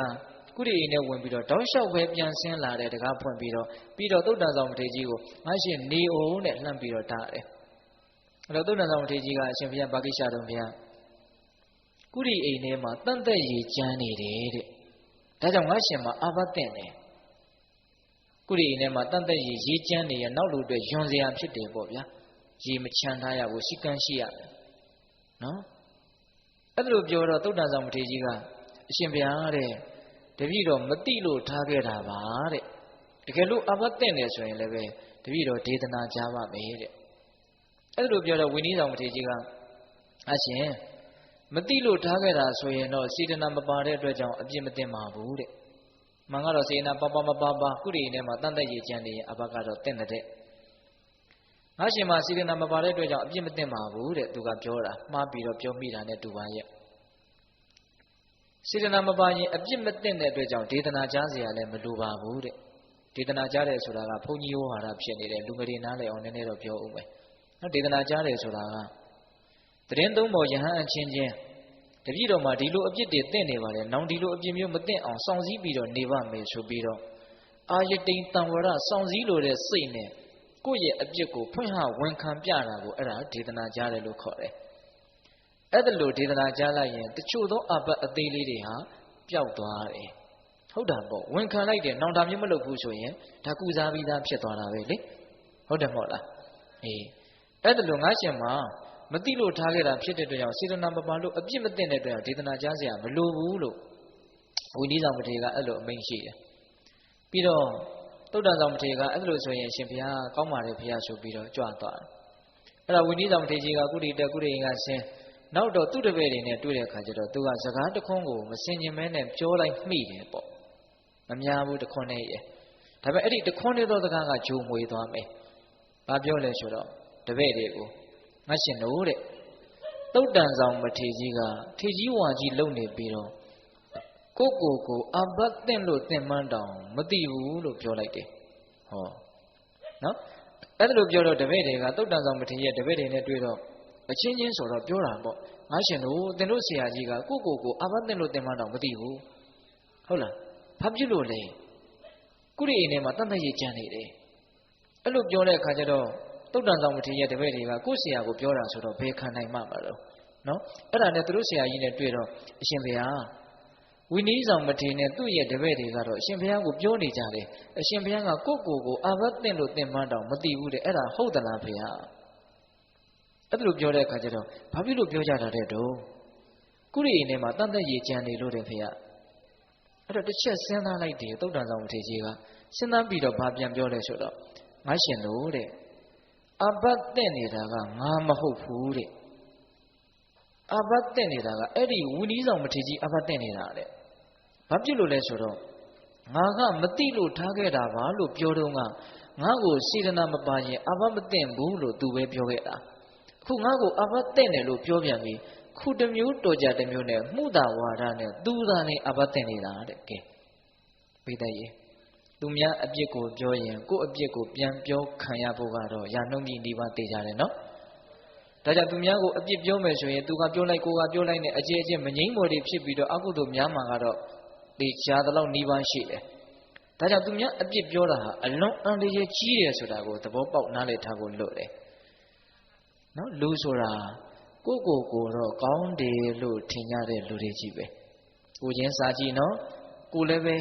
တကယ်ဆိုးနေအောင်တောင်မှဒါလေးကသာဆိုးတာပါဟိုဟာလေးကတော့ကောင်းပါတယ်ဆိုပြီးတော့ကောင်းတယ်ဆိုတာလေးနဲ့ပဲအဆုံးသတ်တတ်သွားတယ်တွေးလိုက်ရင်လေဟုတ်လားကိုတော့ကောင်းတယ်လို့ထင်ကြတာပဲနော်အဲ့တော့အဓိပ္ပာယ်ကဘာလဲငါကိုမကောင်းဘူးလို့လာမပြောနဲ့မရဘူးဆိုတဲ့အဓိပ္ပာယ်ပါပဲဟုတ်လားဒါကြောင့်ပိဿပေါင်းတော်ကောင်းတို့သူများအပြစ်ပြောခြင်းတည်ကိုယ့်ရဲ့အပြစ်ကိုပြန်ပြီးတော့ပြောခံရဖို့တေချာတလုံးနှီးပါရှိတယ်ဟိုတနည်းစဉ်းစားကြည့်ရင်လည်းပဲဟိုလူဆိုတာအတ္တတွေမာနတွေနဲ့တိဆောက်ထားတာအထိခိုက်သိပ်ပြီးတော့ခံတာမဟုတ်ဘူးတော့မပြောနဲ့မရဘူးနော်ဦးဇင်းတို့ရန်အိုးကြီးနဲ့မိဘွားနဲ့ထိမိမယ်ဆိုရင်ဘာဖြစ်မလဲပေါက်ကွဲသွားမှာပေါ့ဗျဟုတ်လားအတ္တတွေမာနတွေဟာရန်အိုးကြီးနဲ့တူတယ်လို့ဦးဇင်းထင်တယ်အပြစ်တင်ခြင်းကတော့မိဘွားနဲ့တူတယ်လို့ထင်တယ် အဲ့ဒါမိဘွားနဲ့ရန်အိုးနဲ့တွေ့ရင်ပေါက်ကွဲသလိုအပြစ်တင်ခြင်းနဲ့ကိုကောင်းတယ်ထင်ထားတဲ့အတ္တတွေမာနတွေနဲ့တွေ့ရင်ကတော့အဲ့ဒါဝုန်းကနေတိုင်းကနေပေါက်ကွဲကြမှာပဲနော်ဒါကြောင့်ပိဋကပေါင်းတော်တို့အခုပြောပြီးနော်အပြစ်တင်နေတာကငါမဟုတ်ဘူးတဲ့အဲ့ဒီဝိနည်းဆောင်မထေရကြီးအပြစ်တင်နေတာတဲ့အဲ့လိုပြောတော့တပည့်တွေကလည်းအားရှိသွားတာပေါ့ဝိနည်းဆောင်မထေရရဲ့တပည့်တွေနဲ့တွေ့တော့ဟာကိုလူတို့ဆရာကြီးအပြစ်တင်နေတာမဟုတ်ဘူးသင်တို့ဆရာကြီးအပြစ်တင်နေတာဟာဘာဖြစ်လို့လဲခုတစ်မျိုးတော်ကြတစ်မျိုးပြောတယ်တဲ့မင်းတို့ဆရာကြီးကအဲ့ဒါနဲ့ငါတို့ဆရာကြီးမတင်ဘူးမင်းတို့ဆရာကြီးတက်တာဟာညင်းညပြီနော်အဲ့ဒါလိုညင်းနဲ့ဘလောက်ထိကြီးကျယ်လာလဲဆိုတော့ညင်းခုန်မှုကဆဲကြဆိုကြရိုက်ကြနှက်ကြတဲ့အဆင့်ထိရောက်လာတယ်နော်အော်ဆရာသိကောင်းတယ်နော်ဘာမှဟုတ်တာမဟုတ်ဘူးအခြေခံကအဲ့ဒါဘလောက်ထိကြီးကျယ်လာလဲဆိုတော့အဲ့ဒီတန်ဃာတော်တွေကိုကိုးကွယ်ကြတဲ့တရားဓမ္မတွေတဲကပုထုဇဉ်တရားဓမ္မတွေကလည်းသူ့ဘုန်းကြီးကိုဘုန်းကြီးဆိုပြီးတော့ကွဲကြတယ်တဲ့ဟောဦးဇင်းတို့နော်ဒီဦးဇင်းတို့နိုင်ငံမှာလည်းပဲတချို့ရွာတွေဆိုဘုန်းကြီးကျောင်း2ကျောင်းရှိတယ်ဆိုရင်အဲကျောင်းလေးတွေကတော့ရှိနေတာပဲအ ਨੇ ဆုံးဟုတ်လားညီညွတ်တဲ့ရွာဆိုတာအလွန်တရာမှနဲတယ်နော်စီလုံးရင်လည်းခဏပဲကွဲကြတာကအလွန်များတယ်ဘာလို့ကွဲတယ်လဲဆိုတော့အကြောင်းကတော့အမျိုးမျိုးရှိတာပေါ့လေဒါပါတော့အဲ့ဒါအခုပုထုဇဉ်တရားဓမ္မတွေဘာဖြစ်တယ်ကွဲကြတယ်ဒါသိအံ့ဩစရာမရှိသေးဘူးအံ့ဩစရာရှိတာကပုထုဇဉ်နတ်တီမြမာတွေတောင်ကွဲကြတယ်တဲ့နော်သူဘုန်းကြီးကိုဘုန်းကြီးဆိုပြီးတော့ဒါလူတွေမသိနိုင်တဲ့ကိစ္စနော်ဒါစာထဲမှာမှတ်တမ်းတင်ထားလို့ပြောလို့ရတာဟုတ်လားအဲ့ဒီမှာမြတ်စွာဘုရားကဘာမဟုတ်တဲ့အကြောင်းအရာကိုခြေခံပြီးတော့ညှင်းခုန်အကုသိုလ်တွေများဒုက္ခတွေပွားကုန်ပြီဆိုပြီးတော့မြတ်စွာဘုရားကဒီလိုမဖြစ်သင့်ဘူးဆိုပြီးဒေသနာတွေအမျိုးမျိုးဟောတယ်ဇတ်တော်တွေအမျိုးမျိုးဟောတယ်အရက်စကားလေးနဲ့ပြောရရင်တော့ဝင်ရောက်စစ်ဆက်ဖြန့်ပြေးတယ်ပေါ့ဒါမဲ့တဘာမှလက်မခံအောင်နော်မြတ်စွာဘုရားရဲ့စကားကိုလက်မခံကြဘူးအဲ့ဒီမှာမြတ်စွာဘုရားကဂါထာလေးတွေကိုရွတ်ဆိုပြီးတော့ဟောတယ်ဘာဟောလဲဆိုတော့ပရိစ္ဆနဝိဇာနန္တိမယမေထယမမတိယေဇာတထဝိဇာနန္တိတတောတမ္မန္တိမေတကာအလွန်ကောင်းတဲ့ဒီဂါထာလေးဟောဒီလောကကြီးမှာငါဟာတနေ့သိရလိမ့်မယ်လို့သိချင်းတရားကိုအမှတ်မရကြတဲ့ပုဂ္ဂိုလ်တွေနော်သိချင်းတရားကိုအမေ့ကြီးမေ့နေတဲ့ပုဂ္ဂိုလ်တွေဟာငင်းခုန်ခြင်းကိုမငြိမ်းအေးစေနိုင်ကြဘူးတဲ့နော်ငါဟာတနေ့သိရလိမ့်မယ်တစ်ချိန်သိရလိမ့်မယ်မြေကြီးကိုလက်နဲ့ပုတ်တာကမှလွဲအောင်မယ်သိချင်းတရားနဲ့ငါနဲ့ဟာဘယ်လိုမှမလွဲနိုင်ဘူးငါဟာသေလူဖြစ်တယ်ဆိုတဲ့အချက်ကိုအမြဲတမ်းအမှတ်ရနေသောပုဂ္ဂိုလ်တွေငင်းခုန်ခြင်းကိုငြိမ်းအေးစေနိုင်တယ်ဟုတ်လားအဲ့တော့ဦးဇင်းတို့ဒီဒေသနာလေးကိုကောက်ချက်ချကြည့်မယ်ဆိုရင်သေမှမမေ့တဲ့ပုဂ္ဂိုလ်တွေဟာသိပြီးတော့မငြင်းကြဘူးငြင်းရင်လည်းပဲကြာရှည်မငြင်းဘူးပေါ့နော်သေမှမေ့နေတဲ့ပုဂ္ဂိုလ်တွေကတော့ငြင်းကြလိမ့်မယ်ငြင်းမိရင်လည်းမပြီးနိုင်ဘူးမဆုံးနိုင်ဘူးဟုတ်ရဲ့လားဒါကြောင့်ပိဋကပေါင်းတော်ပေါင်းတို့ငင်းခုန်ခြင်းရဲ့အကြောင်းအမျိုးမျိုးရှိတဲ့အနက်ကအခုတစ်ခုသောအကြောင်းကိုမြတ်စွာဘုရားရဲ့ကျေးဇူးကြောင့်သိရတယ်ပေါ့သေမှမေ့ရင်လည်းငြင်းတတ်တယ်ဆိုတဲ့အဓိပ္ပာယ်ဟုတ်ရဲ့လားဟေးငင်းတာကတော့အကြောင်းမျိုးမျိုးရှိတာပေါ့တခုသောအကြောင်းကလည်းပဲတယောက်နဲ့တယောက်အမြင်မတူရင်လည်းပဲငင်းကြတယ်အမြင်ကလည်းတူဖို့ခက်သားဗျာသူကလည်းသူ့အကြိုက်သူ့စရိုက်သူ့ဝါဒနာသူဘယ်ဘဝကလာလို့ဘာတွေကြိုက်ပြီးတော့ဘာတွေလုပ်ခဲ့မှမသိဟုတ်လားကိုကလည်းကို့အကြိုက်ကို့စရိုက်ကို့ဝါဒနာနဲ့ဘယ်ဘဝကလာလို့ဘာတွေလုပ်ပြီးတော့ဘာတွေရှာခဲ့မှမသိတယောက်နဲ့တယောက်အကြိုက်မတူအမြင်မတူတာကိုအကြောင်းပြုပြီးတော့ငင်းတယ်ဆိုတာမဖြစ်နိုင်ဘူးလားဖြစ်နိုင်တယ်ဟုတ်လားခက်တာကအမြင်ဆိုတာကလည်းတူဖို့မလွယ်ဘူးခုပုထုဇဉ်တွေဦးဇင်းတို့တရားဓမ္မတွေဦးဇင်းတို့တွေဟာအမြင်မတူရတဲ့အထဲမှာအမြင်ကလည်းမပြည့်စုံတစုံတစ်ခုကိုမြင်တယ်ဆိုရင်ပြည့်ပြည့်စုံစုံမြင်ခဲ့တယ်တသိတဒေတာလေးကိုကွက်မြင်ပြီးတော့ဒါအမှန်လို့ပြောကြတာဗျဟုတ်လားနော်တသိတဒေတာလေးကိုပဲကွက်မြင်ပြီးတော့ဒါကိုအမှန်လို့ပြောကြတာဦးဇင်းတို့ငယ်ငယ်တုန်းကမူလတန်းကျောင်းသားဘဝတုန်းကသင်ခဲ့ရတဲ့ပုံမြင်လေးတစ်ပုဒ်ဦးဇင်းတို့နဲ့တတ်တူရွယ်တူတွေဆိုရင်6ရောက်အကြောင်းဆိုပြီးတော့လေကြီးလာမှအဲ့ဒါဘုရားဟောဒေသနာမှသိရတယ်မျက်မမြင်ပုံနှန်း6ယောက်ကိုဘုရင်ကြီးကရှင်တကောင်ကိုစမ်းခိုင်းပြီးတော့ဆင်ဆိုတာဘာနဲ့တူလဲပြောဟုတ်လားအဲ့ဒီတော့ဆင်းရဲ့ခြေတော့ကိုစမ်းမိတဲ့မျက်မမြင်ပုံနှန်းကဘယ်လိုပြောတော့မင်းတို့ရတဲ့ဆင်ဆိုတာဘာလဲအောင်းမိတယ်ဆင်ဆိုတာကျွန်းနိုင်ကြီးတစ်လုံးနဲ့တူတူပါပဲတဲ့သူပြောတာလည်းလုံးဝတွတ်တွတ်ခါမှားတယ်လို့တော့မဆိုတာဘူးနော်မတူဘူးလားတူတယ်အစွဲစမ်းမိတဲ့လူကမျက်မမြင်ပုံနှန်းကမင်းတို့ရဆင်ဆိုတာလှန်တစ်ချောင်းနဲ့တူတူပဲဟောသူကလည်းသူတော့ဟုတ်နေတာပဲ ဟုတ်လားဒါပေမဲ့ဆင်တကောင်လုံးကိုမြင်မှုတဲ့ပုဂ္ဂိုလ်အတွက်ကတော့သူတို့ရဲ့စကားဟာဘလောက်ရေရကောင်းတဲ့ဆိုတာမထင်ရှားဘူးလားဒါကတော့ဦးဇင်းတို့ပုထုဇဉ်အများစုရဲ့အမြင်ဟာအဲ့ဒီမျက်မမြင်ပုံနာ6ယောက်ရဲ့အမြင်မျိုးပဲဥပမာပြောတာနော်တစုံတစ်ခုကိုပဲကွက်မြင်တစုံတစ်ခုကိုပြည့်ပြည့်စုံစုံမမြင်မဲနဲ့တစိတ်တေတာလေးကိုပဲကွက်မြင်ပြီးတော့ဒါကိုအမှန်လို့ထင်ကြတာဟုတ်လားဒါကြောင့်ဘာလို့နေကြတာတော့ညင်းနေကြတာတချို့ကြတော့တော်တော်ကိုဆိုးပါတယ်ဗျာမှန်တယ်ထင်လို့ညင်းတာကတော်သေးရဲ့တချို့ညင်းနဲ့ကိုမှားမှန်းသိတယ်မှန်မှန်သိလို့လျှော့သလားဆိုတော့မလျှော့လျှော့လိုက်ရင်သိခါကြမှာကြောက်ပြီးတော့ဇွတ်ပေပြီးတော့တခါတည်းညင်းနေတာမရှိဘူးလားဟာအဲ့ဒါကတော့တော်တော်ကိုစိတ်ပြက်စရာကောင်းတယ်ယုံညံ့တယ်ပေါ့အဲ့ဒီစိတ်ဓာတ်ကတော့မှန်မှန်သိရင်ဝန်ခံရရမယ်လေဟုတ်လားသို့တော့မှန်မှန်သိတောင်မှဝန်မခံရဲပဲနဲ့မှားတဲ့ဘက်ကပဲရက်ပြီးတော့မှားတဲ့ဘက်မှာပဲနေပြီးတော့ညင်းနေတာကောမရှိဘူးလားရှိတယ်အဲ့ဒါတွေကတော့အလုံးကိုစိတ်ပြက်စရာကောင်းတဲ့အနေအထားပေါ့ဟုတ်လားဒါနဲ့ရင်ဦးစင်းရဲ့တချို့မှန်တယ်ဆိုပြီးတော့ညင်းနေကြတာရှိတယ်အဲ့ဒါကောညင်းတဲ့လားမညင်းသင့်ဘူးလို့ထင်တယ်တချို့ကငါမှန်တယ်ဆိုပြီးတော့တကယ်လည်းသူမှန်ကောင်းမှန်ပါလိမ့်မယ်မှန်တယ်ဆိုပြီးတော့ဖိညင်ကြတာမရှိဘူးလားရှိတယ်မှန်တယ်ထင်တယ်မှန်တယ်ဆိုလည်းမညင်းသင့်ဘူးလို့ထင်တယ်ဘာဖြစ်လို့လဲကိုယ့်ရဲ့စကားကိုတစ်ဖက်ကလက်မှမခံပါဘူးဆိုတဲ့နောက်ပိုင်းမှာဘာမှဆက်ပြောစရာအကြောင်းမရှိဘူးလို့ထင်တယ်ကိုယ်စကားမှသူလက်မခံဘူးဆိုရင်ဘာလို့ဆက်ပြောနေတာလဲဘာမှအကျိုးမရှိတော့ဘူးလေဟုတ်တယ်မဟုတ်လားစကားပြောတယ်အလုပ်လုပ်တယ်ဆိုတာအကျိုးတစုံတရာရှိနိုင်လို့ရှိမယ်ထင်လို့လုပ်ကြရတာကိုဟုတ်လားကိုပြောတဲ့စကားကိုလက်မခံတော့ဘူးဆိုတဲ့နောက်ပိုင်းမှာပြောစရာအကြောင်းမရှိဘူးလို့ထင်တယ်လက်မခံမှန်းသိရတဲ့ဆက်ပြောနေတယ်ဆိုရင်ကိုယ့်ရဲ့စေတနာကိုစဉ်းစားတဲ့တယ်လို့ထင်တယ်ဘာလို့ဆက်ပြောနေတာလဲလူတက်ကြီးလှုပ်ချင်လို့ပြောနေတာလားတစ်ဖက်လူညှက်လိုက်တာဆိုတာကိုပေါ်လွင်ထင်ရှားအောင်ပြောနေတာလားငါတိတ်တော်တာပဲဆိုတာကိုလူသိသွားအောင်ပြောချင်တာလားစဉ်းစားတယ်မရှိဘူးလားရှိတယ်ဒါကြောင့်မှန်တယ်ဆိုပြီးတော့လည်းဖိပြီးတော့မငင်းနိုင်ဘူးနော်ပုံမြင်လေးတစ်ပုဒ်ပြောအောင်မယ်လူငယ်တွေအတွက်ဟုတ်လားတခါတုန်းကကျောင်းတိုင်းဘုန်းကြီးတစ်ပါးစီကိုကျောင်းသား2ယောက်ရံဖြစ်ပြီးတော့ရောက်လာဘုန်းကြီးကမင်းတို့ဘယ်လိုရံဖြစ်လာကြတော့အဲ့တော့ကျောင်းသားကဘာပြောတော့ဆိုတော့တပည့်တော်တို့ညင်းနဲ့ရံဖြစ်လာတာပါဖေရမင်းတို့ကရံဖြစ်ရလောက်အောင်မြန်ဘာတွေညင်းကြတာတော့ဒီကောင်က1နဲ့2နဲ့ပေါင်းရင်4လို့ပြောတယ်ဗျာတဲ့အဲ့ဒါတပည့်တော်ကမဟုတ်ဘူး1နဲ့2နဲ့ပေါင်းရင်3လို့ပြောတာတဲ့အဲ့ဒါ3ကွာ4ကွာနဲ့ညင်းနဲ့တပည့်တော်2ယောက်ရံဖြစ်လာတာဗျာအဲ့တော့ဘုန်းကြီးကတအောင်လောက်စဉ်းစားပြီးတော့ဂိုင်းအဲ့လိုဆိုရင်1နဲ့2နဲ့ပေါင်း3ဆိုတဲ့ကောင်လာခဲ့လို့ခေါ်တယ်တဲ့ကလေးကတော့ငါ့ကိုချီးမွမ်းတော့မယ်လို့ထင်ကောင်းထင်မယ်ပေါ့ဟုတ်လာ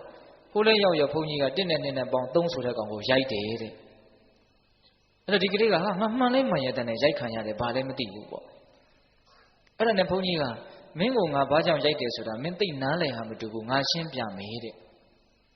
1နဲ့2နဲ့ပေါင်းရင်3ဆိုတာလောက်မှမသိတဲ့ကောင်နဲ့တုပြီးတော့ညင်းတာမင်းမှာအပြစ်ရှိတယ်တဲ့ဟုတ်လားနော်ဒီတော့စဉ်းစားနော်1နဲ့2နဲ့ပေါင်းရင်3ဆိုတာလောက်မှမသိတဲ့လူနဲ့တုပြီးတော့ညင်းတာဗါတယ်အပြစ်ရှိတယ်တဲ့နော်ဦးဇင်းတို့စဉ်းစားတရားရှိတယ်နော်ညင်းတယ်ဆိုတာထိုက်တဲ့လောက်အဆင့်တူလို့ညင်းလို့ရတာအဆင့်သိပ်กว่าနေညင်းလို့မရဘူးညင်းနိုင်ငါသူ့တဲ့အများကြီးတာတယ်လို့သိမထင်နဲ့ဟုတ်လာ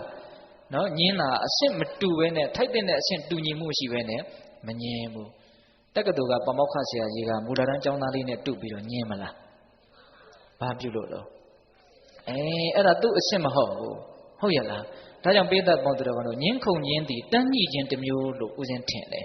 ဟုတ်လားဒါပေမဲ့ခက်တာကလူတွေကညင်းပြီဆိုရင်တော့ငါသူ့တဲ့တာတယ်လို့ထင်တာကတော်တော်ခက်တယ်နော်အဲ့တော့ပိဿပေါင်းသူတော်ကောင်းတို့မှားမှန်းသိရတဲ့နဲ့ဇွတ်ညင်းတာကတော့တော်တော်ကိုစိတ်ပြည့်စရာကောင်းတယ်ပေါ့မှန်တယ်ထင်ပြီးတော့ဖိညင်တာလည်းတော်တော်မကောင်းဘူးလို့နားလည်ရမယ်ဟုတ်ရဲ့လားဒီတစ်ခါတရံကြတော့ငါမှန်တယ်ဆိုတိုင်းလေ तू မှားမယ်လို့မအောင်မိနဲ့လောကကြီးကအလွန်ကျယ်ပြန့်တယ်ကိုမှန်တယ်ဆိုတိုင်းလေ तू ကမှားချင်မှမှားပဲဘာဖြစ်လို့လဲကိုယ့်ဘက်ကကြည့်ရင်ကိုမှန်တယ်ဟုတ်တယ်အဲ့ဒါလိုမျိုးပဲသူ့ဘက်ကကြည့်ရင်လေ तू မှန်းနေတာဖြစ်နိုင်တယ်နော်အမြင်တွေကအလွန်ကျယ်ဖို့လိုတယ်နော်ကိုမှန်တယ်ဆိုတိုင်း तू မှားမယ်လို့မအောင်မိနဲ့နော်ဒီကိစ္စမိုင်းပြန်တချို့ကိစ္စတွေက तू လည်းမှန်တယ်ကိုလည်းမှန်တယ်ဒါမျိုးတွေရှိတယ်လောကကြီးမှာဟုတ်လား तू လည်းမှန်တယ်ကိုလည်းမှန်တယ်သူ့ဘက်ကနေနေပြီးတော့ကြည့်တဲ့ရတယ်လောကကြီးမှာလူတွေဘာကြောင့်ညင်းနေကြလဲဆိုလို့ရှိရင်ကိုယ့်ရဲ့အမြင်ကိုယ့်ရဲ့သဘောထားကိုပဲတစ်ဖက်လူနားလည်အောင်အတင်းရှင်းပြပြီးတော့ သူ့ရဲ့အမြင်သူ့ရဲ့သဘောထားကိုနားလည်အောင်မကြိုးစားကြလို့အဲ့ဒါညင်းနေရတာနော်တစ်ဖက်လူရဲ့အမြင်တစ်ဖက်လူရဲ့သဘောထားကိုနားလည်အောင်မကြိုးစားပဲနဲ့ကိုယ့်အမြင်ကိုယ့်သဘောထားတွေကိုသာလေတစ်ဖက်လူနားလည်အောင်အတင်းဖိပြီးတော့မလုပ်နေကြတော့ကြိုးစားနေတာတစ်ဖက်လူကလည်းဒါမျိုးပဲဆိုတော့ညင်းကြပြီပေါ့ဗျဟုတ်လားဒါကြောင့်ပိဿပေါင်းတော်တို့ညင်းမေကြံတိုင်းမှန်တယ်ဆိုအောင်တော့စဉ်းစားလိုက်ပါအောင်ငါမှန်တယ်လို့ तू လည်းမှန်နေမလားစဉ်းစားတယ်မရှိဘူးလားရှိတယ်နော်ပုံမြင်လေးတစ်ပုဒ်ပြောအောင်မယ်ဟုတ်လားပုံမြင်ဆိုဦးစင်းကအလွန်ကြိုက်တယ်ဟုတ်လားတခါကြီးမိုင်မလဲကြိုက်မယ်ထင်ပါလေပုံမြင်မကြိုက်တဲ့လူကိုတော့တခါမှမတွေ့ဘူးသေးဘူးနော်တခါတော့ကမြင်းမြန်စားတောက်ဆိုင်ဆိုပြီးတော့စားတောက်ဆိုင်တစ်ဆိုင်လမ်းဘေးမှာဖွင့်ထားတာရှိတယ်တဲ့အဲ့ဒါလမ်းဘေးမှာလမ်းဘက်ထွက်ပြီးတော့မြင်းမြန်ရုပ်ကလေးတစ်ရုပ်လည်းထုထားတယ်လို့ဆိုတယ်အဲ့ဒါတနေ့တော့မြင်းမြန်ရုပ်လေးရဲ့ညာဘက်ကခရီးသည်တစ်ယောက်စားတောက်ဆိုင်ထဲဝင်လာတယ်တိုက်ဆိုင်ပဲမြင်းမြန်ရုပ်လေးရဲ့ဘယ်ဘက်ကခရီးသည်တစ်ယောက်ကလည်းဝင်လာတယ်တစပွဲတဲ့အတူတူထိုင်ပြီးတော့စားကြတယ်စားရင်းနဲ့စက်မိဆက်ရညာဘက်ကဝင်လာတဲ့လူကကိုလူရမြင်းမြန်ရုပ်ကလေးကလှလိုက်တာရွှေရောင်းကိုတောက်နေတာပဲလို့ပြောတယ်တဲ့အဲ့တော့ဘယ်ဘက်ကဝင်လာတဲ့လူကကိုလူတော့မျက်စိမှားခဲ့ပြီနဲ့တူတယ်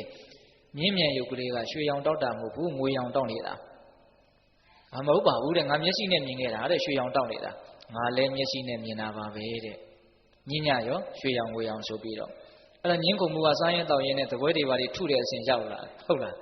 အဲ့ဒီတော့မှစားတောက်ဆိုင်ပိုင်ရှင်ကမနေတာတော့ဘူးထွက်လာပြီးတော့ကိုလူတို့တဲ့တိတ်လေညင်းမနေကြနဲ့တဲ့ကျုပ်ကမြင်းမြန်ရုပ်ကိုတစ်ဖက်ကရွှေရောင်တုပ်ပြီးတော့တစ်ဖက်ကငွေရောင်တုပ်ထားတာတဲ့ဖြစ်ရတယ်နော်တကယ်ကြီးမိုင်းပြလောကကြီးမှာဒါမျိုးရှိတတ်တယ်နော်သူ့ဘက်ကကြည့်ရင်သူမှန်တယ်ကိုယ့်ဘက်ကကြည့်ရင်ကိုမှန်တယ်လောကကြီးမှာတစ်ခါတလေဘာကမှန်တယ်လို့ပြောဖို့ရအလွန်ခက်တဲ့ကိစ္စတွေလည်းရှိတယ်နော်သင်္ချာပု္ပ္ပာတစ်ပုဒ်ကိုတွက်လိုက်တယ်လို့ပုံသေးနီးနဲ့ဒါအဖြေမှန်ထွက်ရစေမယ်လို့တွက်ဖို့မလွယ်တဲ့ကိစ္စတွေလောကကြီးမှာအများကြီးရှိတယ်စာလေးတစ်ကြောင်းဖတ်ဖို့တယ်ဘူလာတန်းကျောင်းဆရာတယောက်ကကျောင်းသူကျောင်းသားပေါက်စာလေးတွေကိုသင်္ချာတစ်ပုဒ်သင်တယ်တဲ့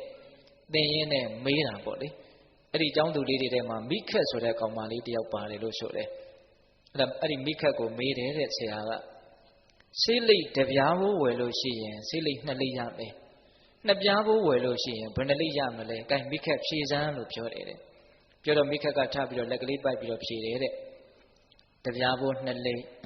2ပြားဘိုးဆိုရင်5လိပ်လို့ဖြေတယ်တဲ့။ဟုတ်လား။အဲ့တော့ကလေးတွေကရေးကြတာပေါ့။ဆရာကလည်းမင်းစဉ်းစားအောင်တစ်ပြားဘိုး2လိပ်ဆိုရင်2ပြားဘိုးဆို4လိပ်ဖြစ်မှာပေါ့။အဲ့လိုပြောတော့မဟုတ်ဘူးတဲ့။ဘာဖြစ်လို့လဲဆိုတော့ဆရာတဲ့ကျမတို့အိမ်ကဈေးရောင်းတယ်တဲ့။ဟုတ်လားဈေးရောင်းတော့ဆေးလိပ်တစ်ပြားဘိုးဝယ်ရင်2လိပ်ပေးတယ်2ပြားဘိုးဝယ်ရင်တော့5လိပ်ပေးတယ်တဲ့ဟုတ်လားပေတတို့ဒီအကြောင်းအရာလေးက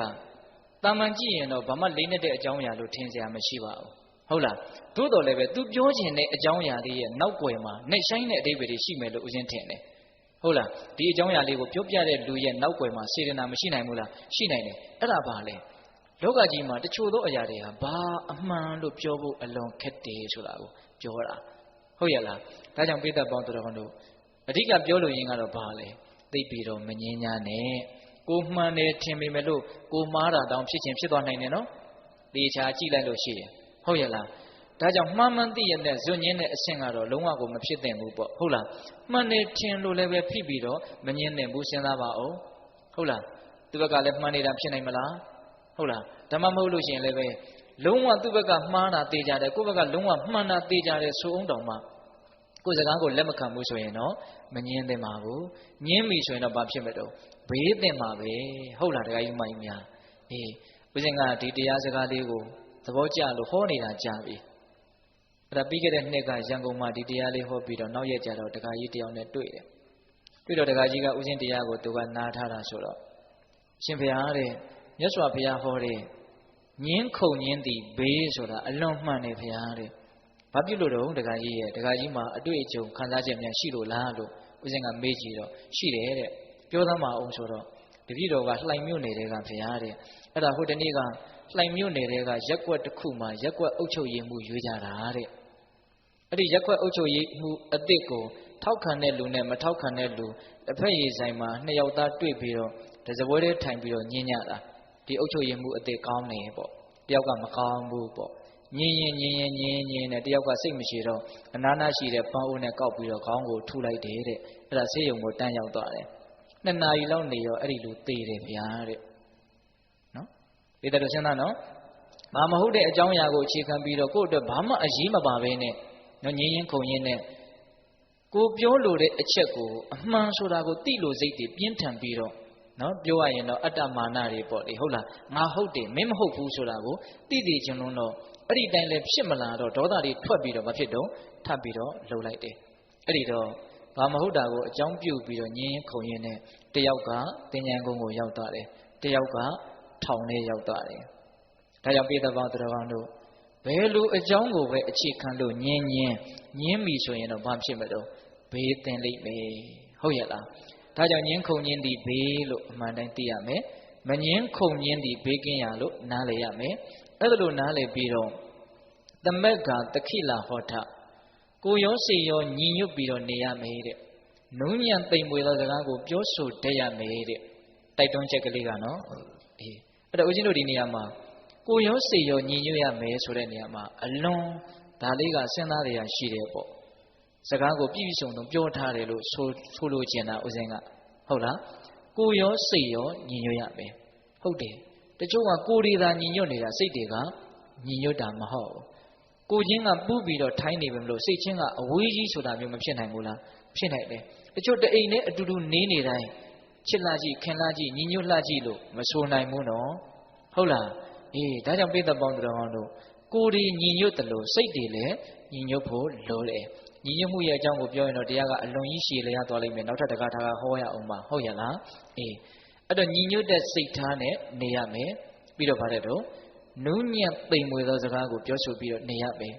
ဒီစကားပြောတတ်ဖို့ကလည်းအလွန်အရေးပါတယ်လို့ထင်တယ်ဒီညံ့ခုန်မှုပါဟုတ်လားတချို့မပြောတတ်တော့နော်ကိုကဆိုလိုတာကတစ်မျိုးတစ်ဖက်ကနားလည်သွားတာကတစ်မျိုးကိုပြောကျင်တာကအတိပ္ပယ်တစ်မျိုးတစ်ဖက်ကသဘောပေါက်သွားတာကအတိပ္ပယ်တစ်မျိုးဒါမျိုးတွေဖြစ်ပြီးတော့ဟာငါကဒီလိုစိတ်ထားနဲ့ပြောတာမဟုတ်ပါဘူးဟိုမင်းဘလို့ပြောမင်းအကြောင်းငါသိတယ်ဟိုဘက်ကလည်းရှင်းလို့မရတော့ဘူးလေဟောရှုပ်ကုန်တာတွေမရှိဘူးလားလောကကြီးမှာရှိတယ်ဒါကြောင့်ပိဿပေါင်းတော်တို့စကားပြောတဲ့အခါမှာစေတနာမေတ္တာကောင်းစီခြင်းနဲ့စေတနာနုညံ့တဲ့မေတ္တာဒါမျိုးတွေပိဿပေါင်းတော်တို့ဟိုလက်ကင်ထားပြီးတော့နုနုညံ့ညံ့တိမ်တိမ်မို့ပဲပြောတတ်ဖို့မလိုဘူးလားလိုတယ်ဧတံဗုဒ္ဓ ानु သာသတိအဲ့ဒါဒီပင်လည်းဘုရားအဆိုတို့ရဲ့အဆုံးအမပါတဲ့နော်ဒုတိယဂါထာဟုတ်ရလားအဲ့တော့ဂါထာနှစ်ပုဒ်ဖြင့်ဘေးဘယ်နှမျိုးကိုသိလိုက်ရလဲနှစ်မျိုးနော်ပြင်းရည်ခြင်းသည်ဘေးငင်းခုန်ခြင်းသည်ဘေးဟုတ်ရလားအေးနောက်ဦးဇင်းတို့တတိယဂါထာဆက်ပြီးတော့နာယူကြည့်မယ်တတိယဂါထာဖြင့်ပြောတဲ့ဘေးနဲ့ဘေးလွတ်ရာကတော့ပို၍နဲ့နဲကျယ်ပြန့်တဲ့အဓိပ္ပာယ်ရှိတယ်လို့ဆိုရမယ်။ဒါကြောင့်ပိဿပေါင်းတော်တို့ပို့ပြီးတော့အာယုံစိုက်ကြရမယ်ပေါ့နော်။ပမာဒံပယတောဒိဋ္ဌဝအပမတင်္စခေမတောဘာဝေထထင်ကိကံဘကံဧတံဗုဒ္ဓ ानु သာသတိနော်။ပမာဒံမေ့လျောခြင်းကိုပယတောပိဟုဒိဋ္ဌဝတိမြင်ကြကုန်သည်ဖြစ်၍အပမတင်္စမမိမလျော်ခြင်းကိုကြတော့ခေမတော်ပေကင်ရဟုဒိဋ္ဌဝါတိမြင်ကြကုန်သည်ဖြစ်၍ဘာဝေထထင်ကိကမကံမဂ်ခင်၈ပါးကိုပွားများ၍နေကြကုန်လောဧတာဣတိကဗုဒ္ဓ ानु သာသတိဖျားအရှုစတို့ရဲ့ဆုံးမဩဝါဒပါပေ၏နော်ပမာဒံပယတောဒိဋ္ဌဝါ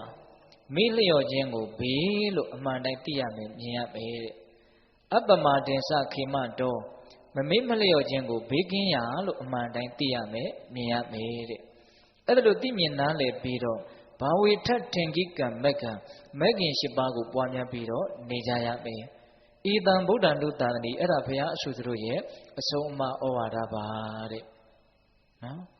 အဲ့တော့ဒီတတိယမြောက်သိရတဲ့ဘေးကလည်းပဲတရားဓမ္မတို့ဦးဇင်းတို့တာမန်သိထားတဲ့နားလည်ထားတဲ့ဘေးဆိုတာ ਨੇ မတူပြန်ဘူးဟုတ်ရလားဘာကိုဒီနေရာမှာဘေးလို့ပြောထားလဲမေ့လျော့ခြင်းဆိုတဲ့ပမာဒတရားနော်ဦးဇင်းတို့ဒီတတိယမြောက်သိရတဲ့ဘေးနဲ့ဘေးလို့ရဖြစ်တဲ့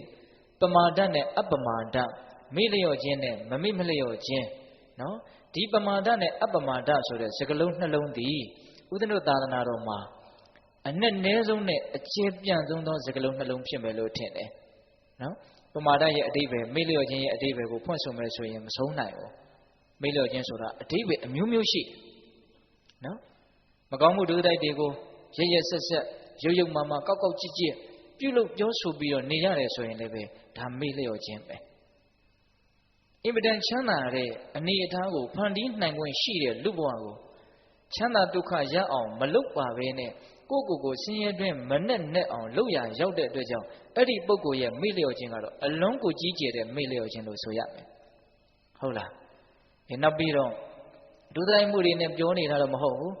ဒါပေမဲ့အာယုံ၅ပါးကိုတန်ဖိုးထားပြီးတော့မြင်ဖို့ကြားဖို့နားဖို့စားဖို့ထိဖို့တွေးဖို့လောက်ပဲစဉ်းစားပြီးတော့ဒီအာယုန်နေနဲ့ပဲပြောနေတယ်ဆိုရင်လည်းပဲဒါလည်းမေ့လျော့ခြင်းလို့ဆိုရမယ်တဲ့နောက်အာယုန်နေနဲ့ပြောနေတာမြင်ခြင်းအမျိုးမျိုးကိုပဲအားစိုက်ပြီးတော့ကြိုးစားနေတယ်ကြည်ကိုကြည်ရမှဟုတ်လားနာကိုထောင်လိုက်ရမှနာကိုနမ်းလိုက်ရမှစားကိုစားလိုက်ရမှထိကိုထိလိုက်ရမှဆိုတာမျိုးပေါ့လေငန်းငန်းတက်ဒီအာယုန်တွေကိုပဲစိတ်ထဲမှာတန်ဖိုးထားပြီးတော့ဒါတွေနဲ့ပဲအချိန်ကုန်နေတယ်ဆိုရင်လည်းပဲဒါပါတဲ့တော့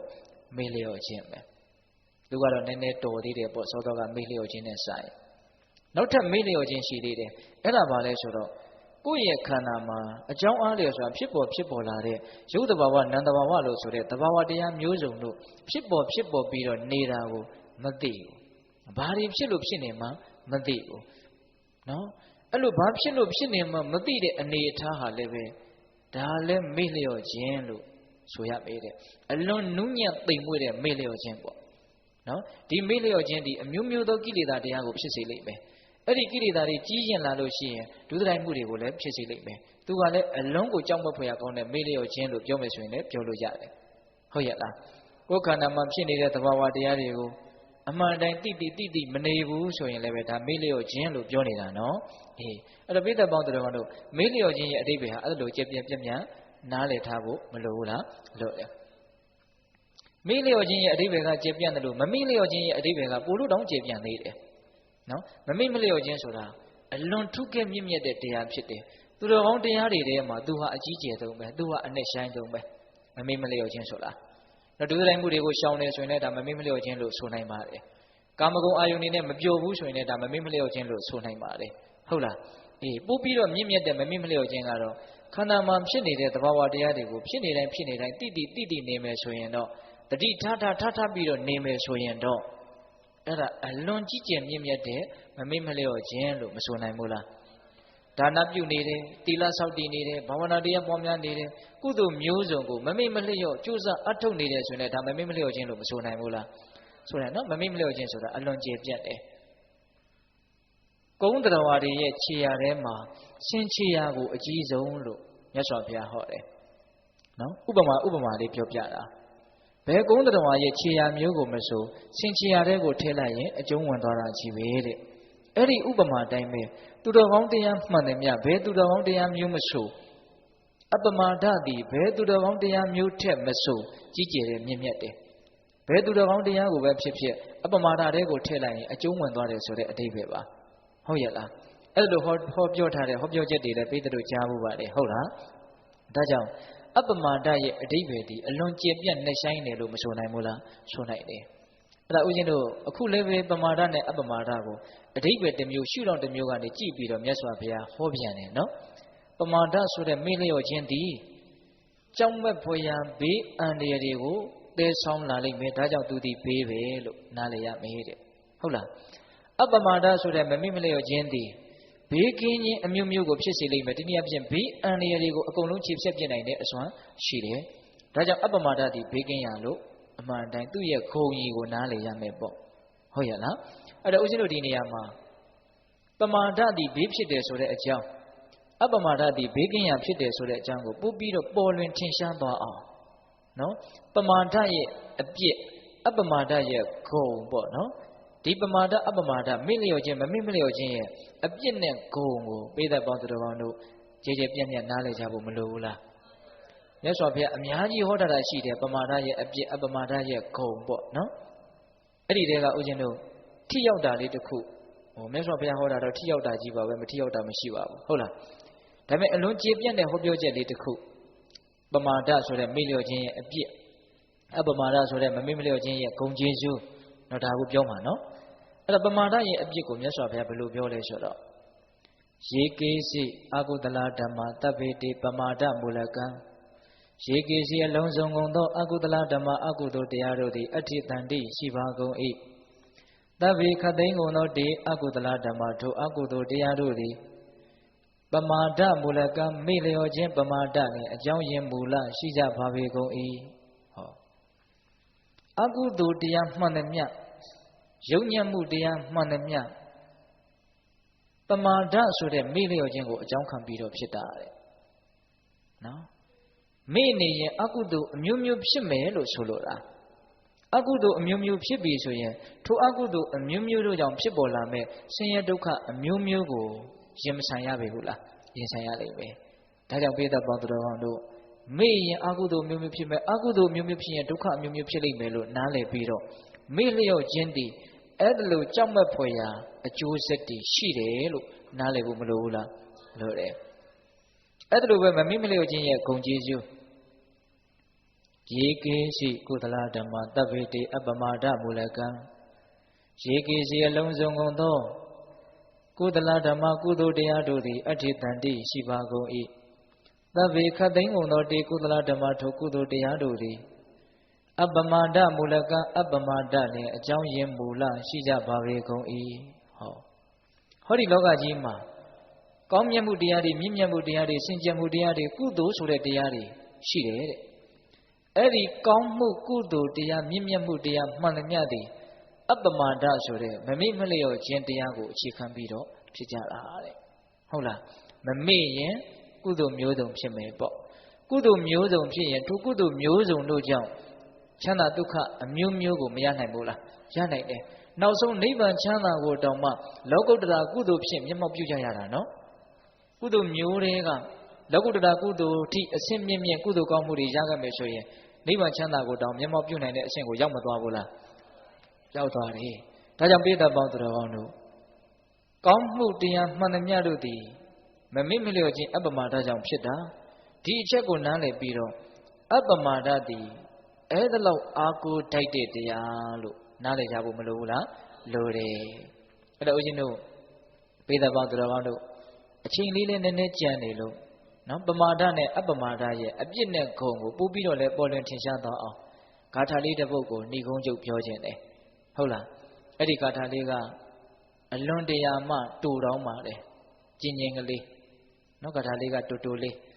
ဒါပေမဲ့အဓိပ္ပာယ်ကတော့ဖွဲ့ဆိုလို့မကုံနိုင်လောက်အောင်ကျေပြတ်တယ်ဦးဇင်းတို့ဗမာစကားဗမာဆိုရိုးစကားလေးတစ်ခုရှိတယ်အဖျားရည်ဆက်အနက်ပင်လေတဲ့နော်ပြောလိုက်တဲ့စကားကအဖျားမှာတီးနေတဲ့ရေစက်ကလေးလိုတေးသေးလေးဟုတ်လားကြည့်နိုင်မှမြင်တယ်ပေါ့သို့တော့အဲ့ဒါအနက်အိပဲအကျေဖွင့်လိုက်မယ်ဆိုရင်တော့ပင်လေကြီးလောက်ကျေပြတ်တယ်ဒါပြောတာနော်အဲ့ဒါဦးဇင်းတို့ဒီဂါထာလေးကအဲ့ဒီလိုအဖျားရည်ဆက်အနက်ပင်လေဆိုတဲ့စကားအမျိုးအစားတွေကိုထည့်ရမယ်ဂါထာလေးပေါ့နောက်တဂါထာဆိုတော့ဘာမှမများဘူး၄ပိုက်၄ပါဒတပါဒမှာ၈လုံးပဲရှိတယ်အဲ့ဒါလေးကိုတိတိကျကျနာယူကြည့်မယ်နော်အပမတောအမတံပဒံပမတောမေစုနောပဒံအပမထာနမိယံတိယေပမထာယထာမတာတဲ့ဟောဦးဇင်းကအခုလိုရွတ်လိုက်တော့တချို့တက္ကကြီးတက္ကမကြီးတွေရဲ့နားထဲမှာဒါလေးကြားဖို့ပြီးသားလေးပါလို့အောက်မိတ်မိမယ်ထင်ပါတယ်အဲ့ဒါတော့ဗုဒ္ဓဘာသာနယ်ပယ်မှာလည်းအသုံးတွင်ကျတယ်လို့ဆိုရမယ်ပေါ့ဟုတ်လားဒီဂါထာလေးရဲ့သမိုင်းကြောင်းကလည်းအလွန်ကြီးတယ်ဗျပြောအောင်မယ်ဟုတ်လားဒီဂါထာလေးကိုကဘာကြီးကိုအလင်းတက်ရစီတဲ့ဂါထာလို့တချို့ပညာရှင်တွေကပြောကြတယ်တဲ့ဘာဖြစ်လို့တုံးဆိုတော့နိရောဓတာမဏေလေးကသန္နာတောကဆိုတဲ့မင်းကြီးကိုဒီဂါထာလေးကိုဟောပြလို့အဲ့ဒီသန္နာတောကဆိုတဲ့မင်းဒီအတိရိဓမ္မတောကဆိုတဲ့မင်းဖြစ်လာပြီးတော့နောက်ကဘာကြီးကိုသာသနာရောင်တွေထွန်းလင်းပြောင်းအောင်ကြိုးစားအထောက်ခဲ့တဲ့ပုဂ္ဂိုလ်တို့ဖြစ်သွားတာဒီဂါထာလေးရဲ့အကျိုးကျေးဇူးမကင်းဘူးဆိုတဲ့အဓိပ္ပာယ်ဟုတ်လားတချို့ကလည်းမြန်မာနိုင်ငံကိုအလင်းတက်ရစီတဲ့ဂါထာလို့ပြောတယ်တဲ့။ဘာကြောင့်လဲဆိုတော့အရှင်အရဟံမထေရကဒီဂါထာလေးကိုအနောထာမင်းကြီးကိုဟောပြလို့အနောထာမင်းကြီးဒီနော်အမြင်မှန်နေရပြီးတော့ထေရဝါဒဗုဒ္ဓသာသနာကိုမြန်မာတနိုင်ငံလုံးတဏ္ဍတလျာထုံငန်းပြန့်ဝအောင်ကြိုးစားအထောက်ခဲ့တဲ့မင်းကောင်းမင်းမြတ်တစ်ပါးဖြစ်သွားလို့ပဲတဲ့။အဲ့ဒါလောက်သူကလည်းသမိုင်းကြောင်းအစဉ်လာကကြီးတယ်ဒီဂါထာလေးကနော်။ဒါကြောင့်ပိဋကပေါင်းတို့တေချာလေးအာယုံစိုက်ကြည့်မယ်နော်။ဒီဂါထာလေးမှာဦးဇင်းတို့ပထမဒုတိယနှစ်ပါဒဖြင့်ဆန့်ကျင်ဘက်အဓိပ္ပာယ်တစ်စုံကိုပြောတယ် တတိယစတုထနှစ်ပါးဖြင့်နောက်ထပ်ဆန့်ကျင်ဘက်အဓိပ္ပာယ်တစ်စုံကိုပြောတယ်ဒါဦးဇင်းတို့စစ်စစ်ပေါက်ပေါက်ပြောနေတာဟုတ်လားအဲ့ဒါလေးကိုနည်းနည်းလေးအာရုံစိုက်ကြည့်မယ်ပထမဒုတိယနှစ်ပါးဖြင့်ပြောသောပထမဆန့်ကျင်ဘက်အဓိပ္ပာယ်တစ်စုံအပမတောအမတံပတံပမာတောမေစုနောပတံဟောဒါပဲနော်အပမတောမမိတ်မလျော်ခြင်းဆိုတဲ့အပမာဒတရားသည်အမတံပတံမသေးရာနိဗ္ဗာန်ရခြင်းဤအကြောင်းတရားပါပေသည်မမေ့ရင်မသေးရာနိဗ္ဗာန်ကိုရပေတဲ့မမေ့ရင်မသေးတော့ဘူးလို့ဆိုလို့လေမမေ့ခြင်းသည်မသေးခြင်းရဲ့အကြောင်းလို့ဆိုလို့လေဟုတ်ရလားပမာတောမေစုနောပတံပမာဒမိမိရော့ရော့ပေါ်ပေါ်ဆာဆာနေကြတယ်ဆိုတဲ့ပမာဒတရားသည်မေဇုနောပတံသိရလိမ့်မယ်တဲ့မေ့ခြင်းသည်သိခြင်းရဲ့အကြောင်းဟောဆန့်ကျင်ဘက်ဆိုတာဒါကိုပြောတာနော်မမေ့ခြင်းသည်မသိခြင်းရဲ့အကြောင်းမေ့ခြင်းသည်သိခြင်းရဲ့အကြောင်းဒီနေရာမှာဦးဇင်းတို့လူငယ်တွေလည်းပါနေတယ်လူကြီးတွေလည်းစဉ်းစားကြရလေးဖြစ်အောင်မေ့ခြင်းသည်သိခြင်းရဲ့အကြောင်းမမေ့ခြင်းသည်မသိခြင်းရဲ့အကြောင်းလို့စကားကိုခေါင်းစဉ်လေးလောက်ပြောတော်တာနဲ့တော့ဦးဇင်းကပြည့်စုံတယ်လို့မခံစားရဘူးနော်ဘယ်နဲ့ကြောင့်မမေ့ခြင်းသည်မသိခြင်းရဲ့အကြောင်းဖြစ်တယ်လဲဘယ်နဲ့ကြောင့်မေ့ခြင်းသည်သိခြင်းရဲ့အကြောင်းဖြစ်တယ်လို့ဆိုရတယ်လဲဒါလေးရှင်းစရာလိုအောင်မယ်လို့ထင်တယ်ဟုတ်လားမမေ့ခြင်းသည်မသိခြင်းရဲ့အကြောင်းတဲ့ဘာကြောင့်လဲအတူဆုံးပြောမယ်ဗျာဟုတ်လားမမေ့ရင်ကုသိုလ်မျိုးစုံဖြစ်မယ်ကုသိုလ်မျိုးစုံဖြစ်ပြီဆိုရင်ထိုကုသိုလ်မျိုးစုံထဲမှာလောကုတ္တရာကုသိုလ်တွေဆိုတာပါမလာဘူးလားပါလာတယ်မမေ့မလျော်မှုအားကြီးလာရင်လောကုတ္တရာကုသိုလ်ဆိုတဲ့မဉ္ဇဉ်လေးပါလာမယ်နော်ရလာမယ်နော်အဲ့ဒီမဉ္ဇဉ်ဆိုတာရရင်နိဗ္ဗာန်ချမ်းသာကိုအဲ့ဒီပုဂ္ဂိုလ်မျက်မှောက်ပြုနိုင်လိမ့်မယ်နိဗ္ဗာန်ချမ်းသာကိုမျက်မှောက်ပြုရပြီဆိုရင်ဒီပုဂ္ဂိုလ်ကိုမသေးရတော့ဘူးလို့ဆိုနိုင်တယ်ဆိုကြပါစို့အ ਨੇ ဆုံးသောတပတ္တိမဉ္ဇဉ်ဖြင့်နိဗ္ဗာန်ချမ်းသာကိုမျက်မှောက်ပြုမယ်ဆိုရင်တောင်ကာမဘုံမှာခုနှစ်ဘဝနေပြီးတော့နောက်ထပ်သေတရားအကြောင်းမရှိတော့ဘူးလို့မဆိုနိုင်ဘူးလားသူတို့ရဲ့သေခြင်းတရားကိုပိုင်းခြားလို့ရပြီဘလောက်ပဲသေရတော့မပြီးရင်မသေရတော့ဘူးလို့ပြောလို့မရဘူးလားရတယ်ဒါကြမှာတော့ဦးဇင်းတို့ပုထုဇဉ်တွေကတော့ဘလောက်ပဲသေရတော့မှလို့ပြောလို့မရသေးဘူးဘလောက်သေရအောင်မှမသိသေးဘူးဘဝတွေကဘလောက်ရအောင်မှမသိတော့ရတိုင်းသောဘဝကလည်းသေခြင်းဖြင့်အဆုံးသတ်ရမှာဖြစ်လေတော့ဘလောက်သေရအောင်မယ်လို့မသိနိုင်သေးဘူးဟုတ်လားအကယ်၍သာအပမာဒဆိုတဲ့မမေ့မလျော့ခြင်းကိုအရဟတမေဉဏ်ကုသိုလ်ရသည့်အထိညှင့်တင်နိုင်မယ်ဆိုရင်အဲ့ဒီပုဂ္ဂိုလ်ဒီဘဝသုတိရဲ့အချမ်းမှာနောက်ထပ်သေတဲ့အကြောင်းမရှိတော့ဘူးဟုတ်လားဒါကြောင့်မမေ့ခြင်းသည်မသေးခြင်းရဲ့အကြောင်းတဲ့နားလည်ကြမယ်ထင်ပါတယ်နော်ပေတတုကြည့်ရတာတရားတွေကိုကျင့်ဖန်များစွာနာဘူးထားတဲ့ပုံနာတဲ့အလေးအထားရှိတဲ့ပုံပါဟုတ်ရလားအေးအဲ့လိုဆိုရင်မေ့ခြင်းသည်ဘယ်နဲ့ကြောင့်သေခြင်းရဲ့အကြောင်းဖြစ်တယ်လဲဒါလေးတွေနည်းနည်းပြောဦးမယ်မေ့နေရင်ကိလေသာမျိုးစုံဖြစ်မယ်ကိလေသာမျိုးစုံဖြစ်ရင်ကံမျိုးစုံဖြစ်မယ်ကံမျိုးစုံဖြစ်ရင်ဘဝမျိုးစုံဖြစ်လိမ့်မယ်ဘဝမျိုးစုံဖြစ်ရင်တော့ဖြစ်တိုင်းသောဘဝတွေမှာသိခြင်းဖြင့်အဆုံးသတ်ရလိမ့်မယ်ပြန်ပြောမယ်မေ့နေရင်ကိလေသာမျိုးဖြစ်ပဲတဲ့ဟုတ်တာပေါ့ကိုယ်ခန္ဓာမှာဘာဖြစ်လို့ဖြစ်နေမှမသိဘာတွေမြင်လို့မြင်နေမှမသိဘာကြားလို့ကြားနေမှမသိဟုတ်လားမြင်တာတွေကိုလည်းမသိကြားတာတွေလည်းမသိဘာဖြစ်လို့ဖြစ်နေမှမသိဘူးမေ့နေတယ်အဲ့ဒါလို့ဆိုရင်တော့လောဘဖြစ်စရာအာယုန်နဲ့တွေ့ရင်လောဘဖြစ်မှာပဲလိုချင်စရာအာယုန်နဲ့တွေ့ရင်လောဘဖြစ်မယ်မကျေနပ်စရာအာယုန်နဲ့တွေ့ရင်ဒေါသဖြစ်မယ်တခါတလေလောဘဒေါသဖြစ်လောက်အောင်မကြီးကျယ်ဘူးဆိုရင်လည်းပဲမောဟဆိုတဲ့ဘာမှမသိဘူးဆိုတဲ့တရားတော့မဖြစ်ဘူးလားဖြစ်တယ်အဲ့တော့မေ့နေရင်ကိလေသာမျိုးစုံဖြစ်မယ်ဆိုတာအလွန်ထင်ရှားတယ်ကိလေသာမျိုးစုံဖြစ်ရင်ထိုကိလေသာတို့ကြောင့်ပြောမယ်လုပ်မယ်တွေးမယ်ဆိုတဲ့ကံတွေပါဆက်ပြီးတော့မဖြစ်ဘူးလားဖြစ်တာပေါ့လောဘအလျောက်ဒေါသအလျောက်လုပ်ကြမှာပဲပြောကြမှာပဲလေဟုတ်လားအဲ့ဒီကံတွေဖြစ်ပြီဆိုရင်ထိုကံတို့ကြောင့်ဘဝဝိဘတ်အကျိုးခန္ဓာဆိုတဲ့ဘဝတွေမရပြီဘူးလားရလိမ့်မယ်ဆိုလိုတာကမေ့နေရင်တော့ကိလေသာဆက်ကြီးလဲမှာပဲကိလေသာဆက်ကြီးလဲရင်ထိုနဲ့ဆက်ဆက်နေတဲ့ကမ္မဆက်ဆိုတဲ့အလုတ်နော်လဲမှာပဲကမ္မဆက်ကြီးလဲရင်တော့ဝိပါကဆက်ဆိုတဲ့ယုံနာခန္ဓာအကျိုးဝိဘတ်ခန္ဓာတွေဟာရမှာပဲဘဝဆိုတာအဲ့ဒီဆက်ကြီးသုံးပါးလဲနေတာ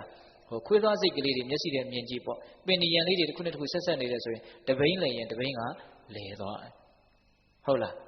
ကိလေသာဆက်လဲရင်ကမ္မဆက်လဲမယ်ကမ္မဆက်လဲရင်ဝိပါကဆက်လဲမယ်ဒါနဲ့အဲ့ဒီဆက်တွေကိုမလဲအောင်ဘယ်နှကဖြတ်ရမလဲဆိုရင်ဝိပါကဆက်နဲ့ကိလေသာဆက်ကြားကဖြတ်ရမယ်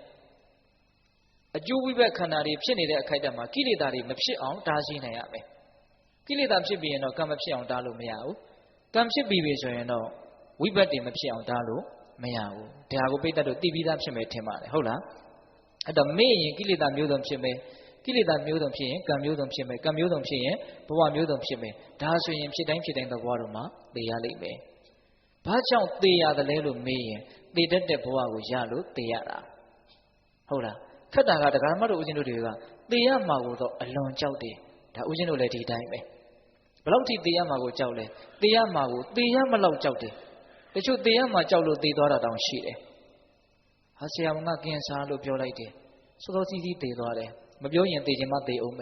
သိမှကြောက်လို့ကိုသိသွားတဲ့မသားတွေလောကကြီးမှာအများကြီးရှိတယ်ပြောချင်တာကဘာလဲသိရမှာကိုတော့သိရမလောက်ကြောက်တယ်သို့တော့သိတတ်တဲ့ဘဝကိုကြတော့ကြောက်ရကောင်းမှမသိဘူးဘဝကိုကြတော့အလွန်ပဲမောတယ်တွေ့တာတယ်ဆွဲလန်းတယ်အလွန်အထင်ကြီးတယ်ဟုတ်လားအေးဘဝကိုမကြောက်လေသမျှကလပ်ပလုံးသိခြင်းတရားကိုဘလောက်ပဲကြောက်ပါတယ်ဆိုကိုကြောက်တဲ့သိခြင်းတရားနဲ့အဲ့ဒါအမြဲတမ်းတွေ့နေရမှာနော်ဒါကြောင့်ပိဿပေါင်းသူတော်ကောင်းတို့မေ့ခြင်းဒီအဖမှန်သိခြင်းရဲ့အကြောင်းဆိုတာအဲ့ဒါကိုပြောတာနော်ဒါပထမဒုတိယနှစ်ပါးဖြင့်ပြောတဲ့စန့်ကျင်ဘက်အဓိပ္ပာယ်တစ်စုံဟုတ်လားနောက်ထပ်တတိယစတုတ္ထနှစ်ပါးဖြင့်ပြောတဲ့စန့်ကျင်ဘက်အဓိပ္ပာယ်တစ်စုံကြံသေးတယ်ဒီဂါထာလေးမှာဟုတ်လားအဲ့ဒါကဘာလဲဆိုတော့အပမဒောအမတံပဒံပမာဒောမေစုနောပဒံဒီထိကပြီးသွားပြီနော်အပမတ္ထာနမိယန္တိယေပမတ္ထာယထာမတ္တာဟောဒါကိုပြောမယ်အပမတ္ထာနမိယန္တိယေပမတ္ထာယထာမတ္တာရေကျင်ပုဂ္ဂိုလ်တို့သည်ပမတ္ထာမေ့လျော့၍နေကြကုန်၏တေထိုမေ့လျော့၍နေကြသောတတ္တဝါတို့သည်ယထာမတ္တာသေကြကုန်တဲ့ကဲ့သို့အပမတ္ထာမမိမလျော့သောတတ္တဝါတို့သည်နမိယန္တိမသေးနိုင်ကြလေကုန်မေ့နေတဲ့တတ္တဝါတွေသေတယ်လို့မျိုးမမေ့သောတတ္တဝါတွေမသေးနိုင်ဘူးတဲ့ဒီစကားလေးကနည်းနည်းတော့နားလည်ဖို့ခက်နေမယ်လို့ထင်ပါတယ်ဗျာမေ့သောပုဂ္ဂိုလ်တွေသေတယ်လို့မျိုးမမေ့သောပုဂ္ဂိုလ်တွေမသေးဘူးဆိုတာကဘာပြောတာလဲဆိုတော့မေ့တဲ့ပုဂ္ဂိုလ်တွေရဲ့သေခြင်းကဆိုးတယ်တဲ့မမေ့သောပုဂ္ဂိုလ်ရဲ့သေခြင်းကအဲ့ဒါလို့မဆိုးဘူးလို့ပြောတာမေ့တဲ့ပုဂ္ဂိုလ်ရဲ့သေခြင်းနဲ့မမေ့သောပုဂ္ဂိုလ်ရဲ့သေခြင်းမတူဘူးလို့ပြောတာပါပဲဟုတ်ရဲ့လားအဲ့တော့ဒီနေရာမှာလဲဦးဇင်းတို့ပိဿပေါင်းသူတော်ကောင်းတို့မေ့ခြင်းသည်သေခြင်းဆိုးတယ်မမေ့ခြင်းသည်သေခြင်းမဆိုးဘူးဆိုတာကိုလည်းပဲခေါင်းစဉ်လောက်ပြောရုံမျှနေတော့မလုံလောက်သေးဘူးဘယ်နဲ့ကြောင့်မေ့ခြင်းသည်သေခြင်းဆိုးရတယ်လဲဘယ်နဲ့ကြောင့်မမေ့ခြင်းသည်သေခြင်းကောင်းရတယ်လဲဒါစဉ်းစားဖို့မလိုဘူးလားရှင်းပြီးတော့ပြောဖို့ကမလိုဘူးလားလိုတယ်နော်မေ့ခြင်းသည်ဘယ်နဲ့ကြောင့်ဘယ်လိုသေခြင်းဆိုးတယ်လဲနော်မမေ့ခြင်းကတော့ဘယ်နဲ့ကြောင့်သေခြင်းတရားဟာကောင်းပြီးတော့ဘယ်လိုကောင်းသွားတယ်လဲနော်ဘာကြောင့်ဘယ်လိုဆိုးတယ်လဲဘာကြောင့်ဘယ်လိုကောင်းတယ်လဲဒါလေးပြောဖို့မလိုဘူးလားလိုတယ်အဲ့တော့မေ့ခြင်းသည်သေခြင်းဘာကြောင့်ဆိုးတယ်လဲဘယ်လိုဆိုးတယ်လဲဆိုရင်ဆိုကြပါစို့ဘဝမှာမိမိရောပေါ်ဆဆဘာသာရဲ့တန်ဖိုးဘဝရဲ့တန်ဖိုးကိုသိမြင်နားလည်မှုမရှိဘဲနဲ့ဖြစ်တယ်လို့နေတဲ့ပုဂ္ဂိုလ်သည်အကုသိုလ်ပြုခွင့်ကြုံရင်လည်းအဲ့ဒီပုဂ္ဂိုလ်ပြုမှာပဲဟုတ်လားမြင့်မြတ်တဲ့ကုသိုလ်ကောင်းမှုတွေနဲ့လည်းအဲ့ဒီပုဂ္ဂိုလ်လွဲချော်မှာပဲထိထိရောက်ရောက်မဲရဘာမှလုပ်ဖြစ်မှာမဟုတ်ဘူးဘာဖြစ်လို့တော့မေ့နေတာကိုဟုတ်ရလားအေးအဲ့ဒီလိုဆိုရင်ဘာဖြစ်မလို့သေခါနီးမှာနောင်တနဲ့သေရတဲ့တဲ့ဩငါလုံမိမှားလေခြင်းပြောမိမှားလေခြင်းပြုမိမှားလေခြင်းဖြစ်ခဲ့တဲ့အကုသိုလ်တွေနဲ့ပတ်သက်ပြီးတော့နောင်တရပြီးတော့ပူပူလောင်လောင်သေရတဲ့တဲ့ဒါစဉ်းစားကြရည်ပြောတာပါနော်အေးကုသိုလ်ကောင်းမှုတွေလည်းပဲထိထိရောက်ရောက်မဲရမပြုတ်လုပ်ခဲ့ရတော့လွဲချော်ခဲ့တဲ့ကုသိုလ်ကောင်းမှုနဲ့ပတ်သက်ပြီးတော့လည်းပဲနောင်တရရမရှိဘူးလားဟောနောင်တက2မျိုးနော်အကုသိုလ်ပြုမိရင်လည်းနောင်တရတယ်ကုသိုလ်မပြုမိပြန်ရင်လည်းနောင်တရတဲ့တဲ့ဟုတ်ရဲ့လားဒုက္ခရောက်တာကြီးလုံးမိရင်ဒါနောင်တရမှာပေါ့ချမ်းသာတာကြီးမလုပ်ခဲ့ရဘူးလွဲခဲ့တယ်ဆိုရင်လည်းဒါနောင်တရမှာပေါ့ဟုတ်လားနောင်တနဲ့သေမယ်ဆိုရင်သေခြင်းကောင်းလို့ဆိုနိုင်မလားမဆိုနိုင်ဘူးဒါသေခြင်းဆိုပဲပြုစုမဲ့လူဘလောက်ရှိပစံတွေဘလောက်ရှိစေဝါတွေဘလောက်ပြည့်စုံကိုဘလို့ပဲကောင်းတယ်ဆိုနောင်တနဲ့သေရတဲ့မตาတွေဒါသေခြင်းဆိုမตาလို့ပဲဆိုရမှာပဲမပြောနိုင်ဘူးလားဗျာပြောနိုင်တယ်ဒါဥစဉ်တို့မိသောပုဂ္ဂိုလ်ရဲ့သေခြင်းဆိုးတယ်ဆိုတာဒါအပေါ်ယံလေးကြည့်ပြီးတော့ပြောတာဓာတ်ထက်နည်းနည်းကြည့်ပြီးတော့ပြောလို့ရသေးတယ်ဆိုရပါစို့မိနေသောပုဂ္ဂိုလ်သည်ဘဝခန္ဓာရဲ့သဘောတဘာဝအမှန်ကိုသိမြင်နားလည်အောင်ကြိုးစားအထောက်မှုမရှိဘူးမိနေမှာတော့ဘယ်လုပ်ပါမလို့နော်ဘဝမှာအသိဉာဏ်ရှိဖို့တဲ့ပြည့်စုံဖို့တင်းတောင်းတင်းနဲ့နေနိုင်ဖို့ဒါကအဓိကဆိုတဲ့အနေနဲ့တချို့ကရောလည်းခက်မိတ်နေကြတာမရှိဘူးလားရှိတယ်တချို့ကြတော့လည်းပဲပြည့်စုံဖို့ဆိုတာထက်ကိုပဲမရောက်နိုင်ဘူးအခြေခံစာဝတ်နေရေးလောက်နဲ့အတင်းရုန်းကန်နေရတဲ့လူတွေကအများစုဖြစ်မယ်လို့ထင်ပါတယ်ဟုတ်လား ဘယ်လိုအကြောင်းကြောင့်ပဲဖြစ်ဖြစ်မြင့်မြတ်တာကိုမလုပ်လိုက်မိဘူးနောက်ကိုယ်ခန္ဓာမှာဘာတွေဖြစ်နေတယ်လဲဘဝဆိုတာဘာလဲခန္ဓာဆိုတာဘာလဲလောကဆိုတာဘာလဲဒီအမှန်တရားတွေကိုသိမြင်နားလည်မှုရှိအောင်ကြိုးစားအထောက်မှုမရှိဘူးဆိုရင်ဒါမေ့နေတယ်လို့ဆိုရမယ်ပေါ့မေ့နေရင်လည်းပဲအဲ့လိုကြိုးစားအထောက်မှုမရှိနိုင်ဘူးပေါ့ဟုတ်လာ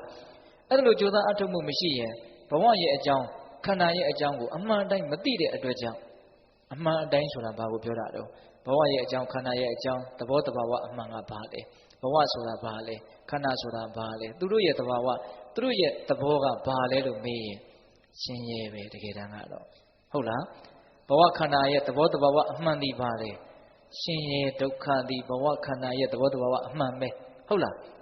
းသို့တော့မေ့နေသောပုဂ္ဂိုလ်ဒီအဲ့ဒီဘဝခန္ဓာရဲ့သဘောတဘာဝအမှန်ဖြစ်တဲ့ဒုက္ခဆိုတာကိုသိမြင်နားလည်မှုမရှိဘူးမရှိတော့မှဖြစ်တော့ဆင်းရဲတာကြီးကိုကောင်းတယ်လို့လွယ်လွယ်မှားမှားထင်ရောအဲ့ဒီတော့ဘာလို့ဆိုအစွဲလန်းနေကြီးလာတယ်ဆင်းရဲတဲ့လူကလည်းသူ့ရဲ့ဆင်းရဲတဲ့ဘဝကိုပဲစွဲနေအောင်ပါပဲချမ်းသာတဲ့လူကလည်းချမ်းသာပါတယ်ဆိုပြီးတော့စွဲနေအောင်ပါပဲနော်ဘဝခန္ဓာရဲ့အပေါ်မှာအမှန်မသိတဲ့လူတိုင်းဒီဘဝခန္ဓာရဲ့အပေါ်မှာစွဲလန်းမှုကြီးတယ်ဆိုတာဒါအင်မတန်ထင်ရှားတယ်ဟုတ်ရဲ့လားအဲ့ဒီတော့ဦးဇင်းတို့ဗာပြောချင်တာတော့စွဲလန်းမှုကြီးရင်တော့ခွဲခွာကနီးမှာအစွဲနာရင်အခွာခက်တယ်ဆိုတာသဘာဝပဲဒါပြောချင်တာနော်မေသောပုဂ္ဂိုလ်သည်ဘဝဟာဒုက္ခဆိုတဲ့အမြင်မရှိတဲ့အတွက်ကြောင့်စွဲလန်းမှုကြီးပြီးတော့အစွဲနာအခွာခက်သေးကနီးမှာပူပူလောင်လောင်ဆင်းရဲသေးရတဲ့တေပြီးတော့လက်ခံရလားအေးစဉ်းစားကြည့်နော်ဒါကြောင့်မေသောပုဂ္ဂိုလ်ရဲ့သိခြင်းသည်အဲ့ဒါကြောင့်အဲ့ဒါလို့ဆိုပါတယ်လို့ကြည်ကြပြည့်ပြည့်နားလည်ဖို့မလိုဘူးလားနော်ပြုမိမှားတဲ့အကုသိုလ်တွေနဲ့ပတ်သက်ပြီးတော့နောင်တနဲ့သေရတဲ့တေလွဲချော်ခဲ့တဲ့ကုသိုလ်ကောင်းမှုတွေနဲ့ပတ်သက်ပြီးတော့နောင်တနဲ့သေရတဲ့တေအမှန်မသိတဲ့အတွက်ကြောင့်ဆွဲလန်းမှုကြီးပြီးတော့မသေးခြင်းသေခြင်းပူပူလောင်လောင်ဆင်းရဲရဲ့သေရတဲ့တေဟုတ်ရဲ့လားအသေးဆိုးပြီဆိုရင်တော့ဒုတိယဘဝအရာဆိုးလိမ့်မယ်သေခြင်းတရားဟာဘောမှာအလွန်အရေးကြီးတဲ့အပိုင်းကဏ္ဍတစ်ခုဆိုတာတော့နားလည်ထားရမှာနော်တကယ်ကြီးမိုက်ဗျာခက်တာကလူတွေကသေရေးကိုတော့အရေးကြီးတယ်လို့သိမတွက်ကြဘူးနေထိုင်ခြင်းအတွင်းမှာပဲအရှင်ပြေအောင်အမျိုးမျိုးကြိုးစားကြတာကိုဟုတ်ရဲ့လားကြိုက်ထားတော့အဲ့တော့မေသောပုဂ္ဂိုလ်ရဲ့သေခြင်းဒီအဲ့ဒါကြောင့်အဲ့ဒါလို့ဆိုးတယ်လို့ဦးဇင်းတို့ပေနေနေပြောလိုက်တော့မမေသောပုဂ္ဂိုလ်ရဲ့သေခြင်းဒီဘာကြောင့်ဘလို့ကောင်းတယ်ဆိုတာကိုထိုက်တလောက်တော့နားလည်သွားပြီးသားဖြစ်သွားလိမ့်မယ်အဲ့ဆိုမမေခြင်းနဲ့မေခြင်းကဆန့်ကျင်ဘက်ကိုနော်မမေ့မလျော့နေသောပုဂ္ဂိုလ်ဒီအကုသိုလ်ကိုလည်းနောင်တရရရှိလောက်အောင်မပြုတ်ခဲ့တဲ့အတွက်ကြောင့်နောင်တရရအကြောင်းမရှိဟုတ်လားကုသိုလ်ကောင်းမှုကိုလည်းထိထိရောက်ရောက်မမေ့ရရဖြစ်အောင်ပြုတ်ခဲ့တဲ့အတွက်ကြောင့်လွဲချော်ခဲ့တဲ့ကုသိုလ်နဲ့ပတ်သက်ပြီးတော့လည်းနောင်တရရမရှိဘူးနောင်တနဲ့သေတဲ့အကြောင်းမရှိဘူးမမေ့မလျော့နေမယ်ဆိုရင်ဟုတ်လားနောက်ပြီးတော့ဘဝခန္ဓာမှာဘာတွေလဲဘာတွေဖြစ်နေတာလဲဘဝရဲ့အကြောင်းခန္ဓာရဲ့အကြောင်းကိုအမှန်တိုင်းသိတဲ့အတွက်ကြောင့်ရိပ်ရှားမိတဲ့အတွက်ကြောင့်အစွဲမနာလို့အခွာခက်เสียအကြောင်းလည်းမရှိဘူးပေါ့ဟုတ်လားဒါကြောင့်မမေ့သောပုဂ္ဂိုလ်ရဲ့သိခြင်းကတော့မကောင်းဘူးလားကောင်းနေဒါကြောင့်ပိဿပေါင်းတော်ကောင်းတို့နော်ဆန့်ကျင်ဘက်အဓိပ္ပာယ်နှစ်စုံဒီကထာလေးနဲ့ပြောလိုက်တယ်နော်ဒီမေသောပုဂ္ဂိုလ်ရဲ့သိခြင်းကဆိုးတယ်မမေသောပုဂ္ဂိုလ်ရဲ့သိခြင်းကကောင်းတယ်ဒါဒုတိယတတိယစရုထနဲ့ပြောတဲ့ဒုတိယဆန့်ကျင်ဘက်အဓိပ္ပာယ်တစ်စုံပေါ့ပထမပြောလိုက်တာကဘာလ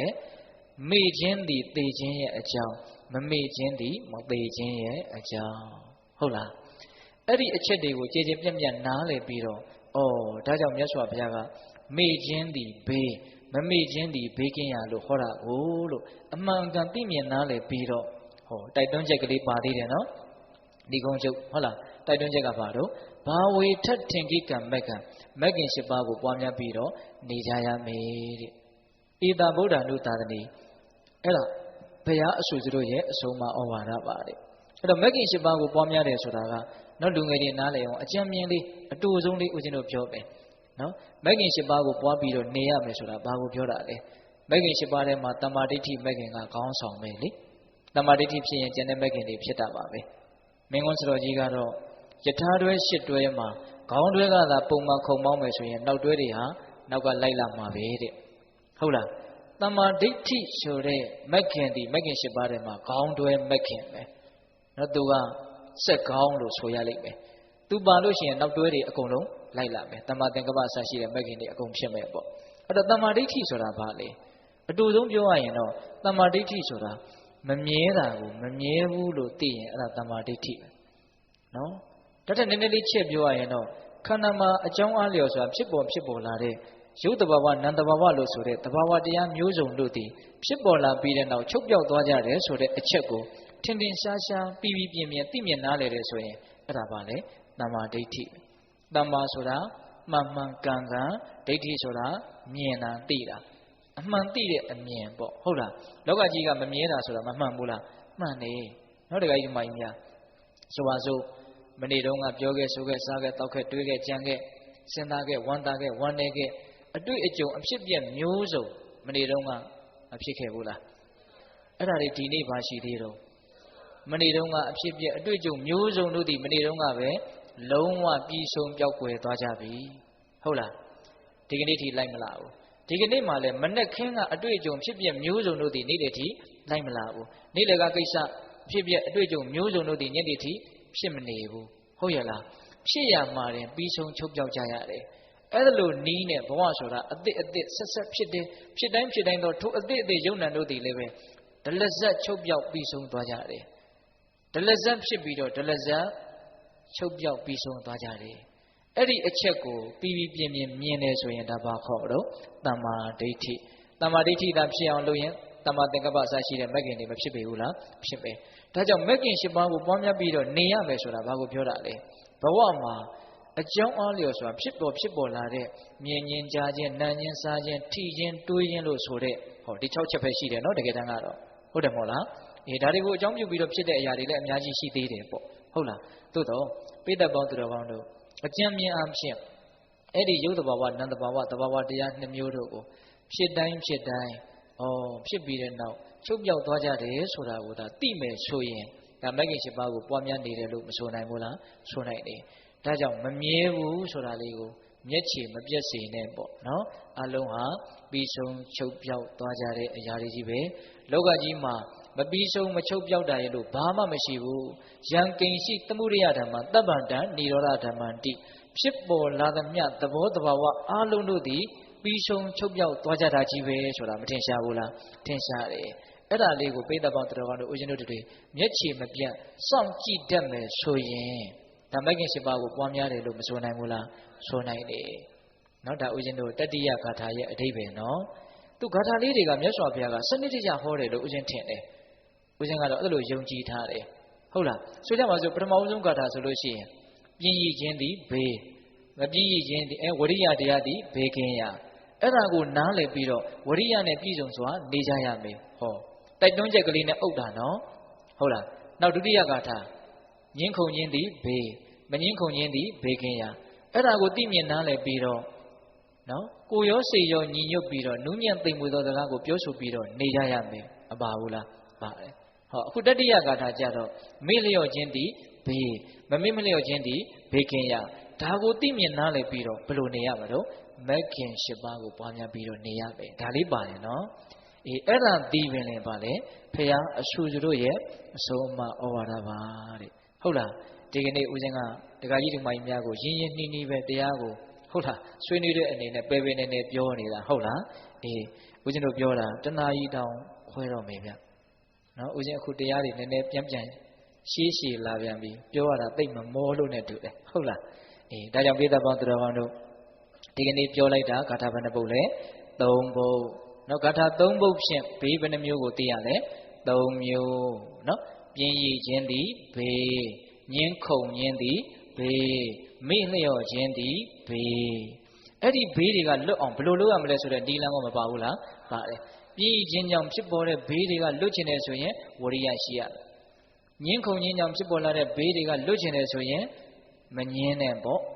မေ့လျော့ခြင်းကြောင့်ဖြစ်ပေါ်လာတဲ့ဒုက္ခတွေဘေးတွေကလွတ်ချင်တယ်ဆိုရင်မမေ့မလျော့နေကြရမယ်ဟုတ်ရဲ့လားတရားကောင်းစဉ်ကဘေးမဖြစ်အောင်နေပါ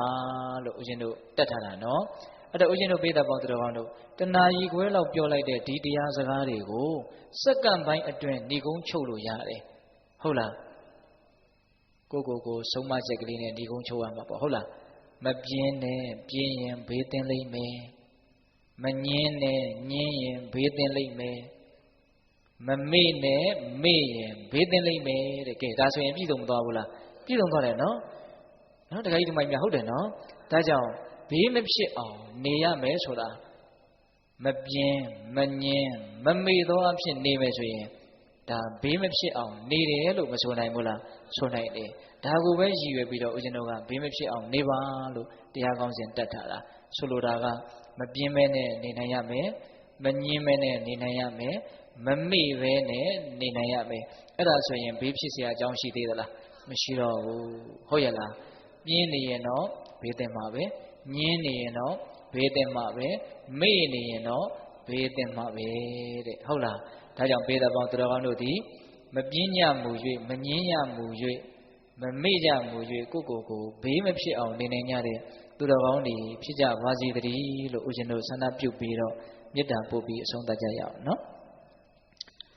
ဘဝတုတဗ္ဗမင်္ဂလာရခန္တုတဗ္ဗဒေဝတာတဗ္ဗဗုဒ္ဓ ानु ဘာဝေနတရာဒုက္ခိဝန္တုတိဘဝတုတဗ္ဗမင်္ဂလာရခန္တုတဗ္ဗဒေဝတာတဗ္ဗဓမ္မာ ानु ဘာဝေနတရာဒုက္ခိဝန္တုတိဘဝတုတဗ္ဗမင်္ဂလာရခန္တုတဗ္ဗဒေဝတာတဗ္ဗသံဃာ ानु ဘာဝေနတရာဒုက္ခိဝန္တုတိတေတုမကံတင်တရားနာပိသပေါင်းတော်ကောင်းတို့သာတာအလုံးသောတတ္တဝါအနန္တတို့အားသဗ္ဗမင်္ဂလာလောကီလောကုတ္တရာကောင်းဆိုသည်မြမင်္ဂလာဝဝတိဘဝတုကောင်းစွာမသွေဖြစ်တော်မူကြပါစေတည်းသဗ္ဗဒေဝတာမိမိတို့ခန္ဓာကိုယ်မှာစောင့်ကြနေကြကုန်သောနတ်မိမိတို့အိမ်မှာစောင့်ကြနေကြကုန်သောနတ်မိမိတို့သာသနာမိမိတို့ကဘာမှာစောင့်ကြနေကြကုန်သောနတ်မြတ်နှကောင်းနတ်ပေါင်းတို့ကလည်းပဲရက္ခန္တုကောင်းစွာမသွေဆောင်လျှောက်တော်မူနိုင်ကြပါစေတည်းသဗ္ဗဗုဒ္ဓ ानु ဘာဝေနကင်းကံဝါလူသေးစုမကပွင့်တော်မူကြတဲ့သုတ္တထာဘဘုရားရှင်ကိုယ်တော်မြတ်တို့ရဲ့တကိုးတည်သောအာနုဘော်တော်တို့ကြောင့်၎င်းသဗ္ဗဓမ္မာနုဘာဝေနမဲလီတံဖူလီတံနိဗ္ဗာန်ပရိယတိဟုဆိုသောစေတံသောတရားတော်မြတ်တို့ရဲ့တကိုးတည်သောအာနုဘော်တော်တို့ကြောင့်၎င်းသဗ္ဗသံဃာနုဘာဝေနမေဃထံ၄ယောက်ဖလထံ၄ယောက်ဆိုသောရှင်းအောင်သောရိယသံဃာရှင်မြတ်တို့နဲ့တကွာသီလဂုဏ်သမာဓိဂုဏ်ပညာဂုဏ်တို့နဲ့ပြည့်စုံတော်မူကြတဲ့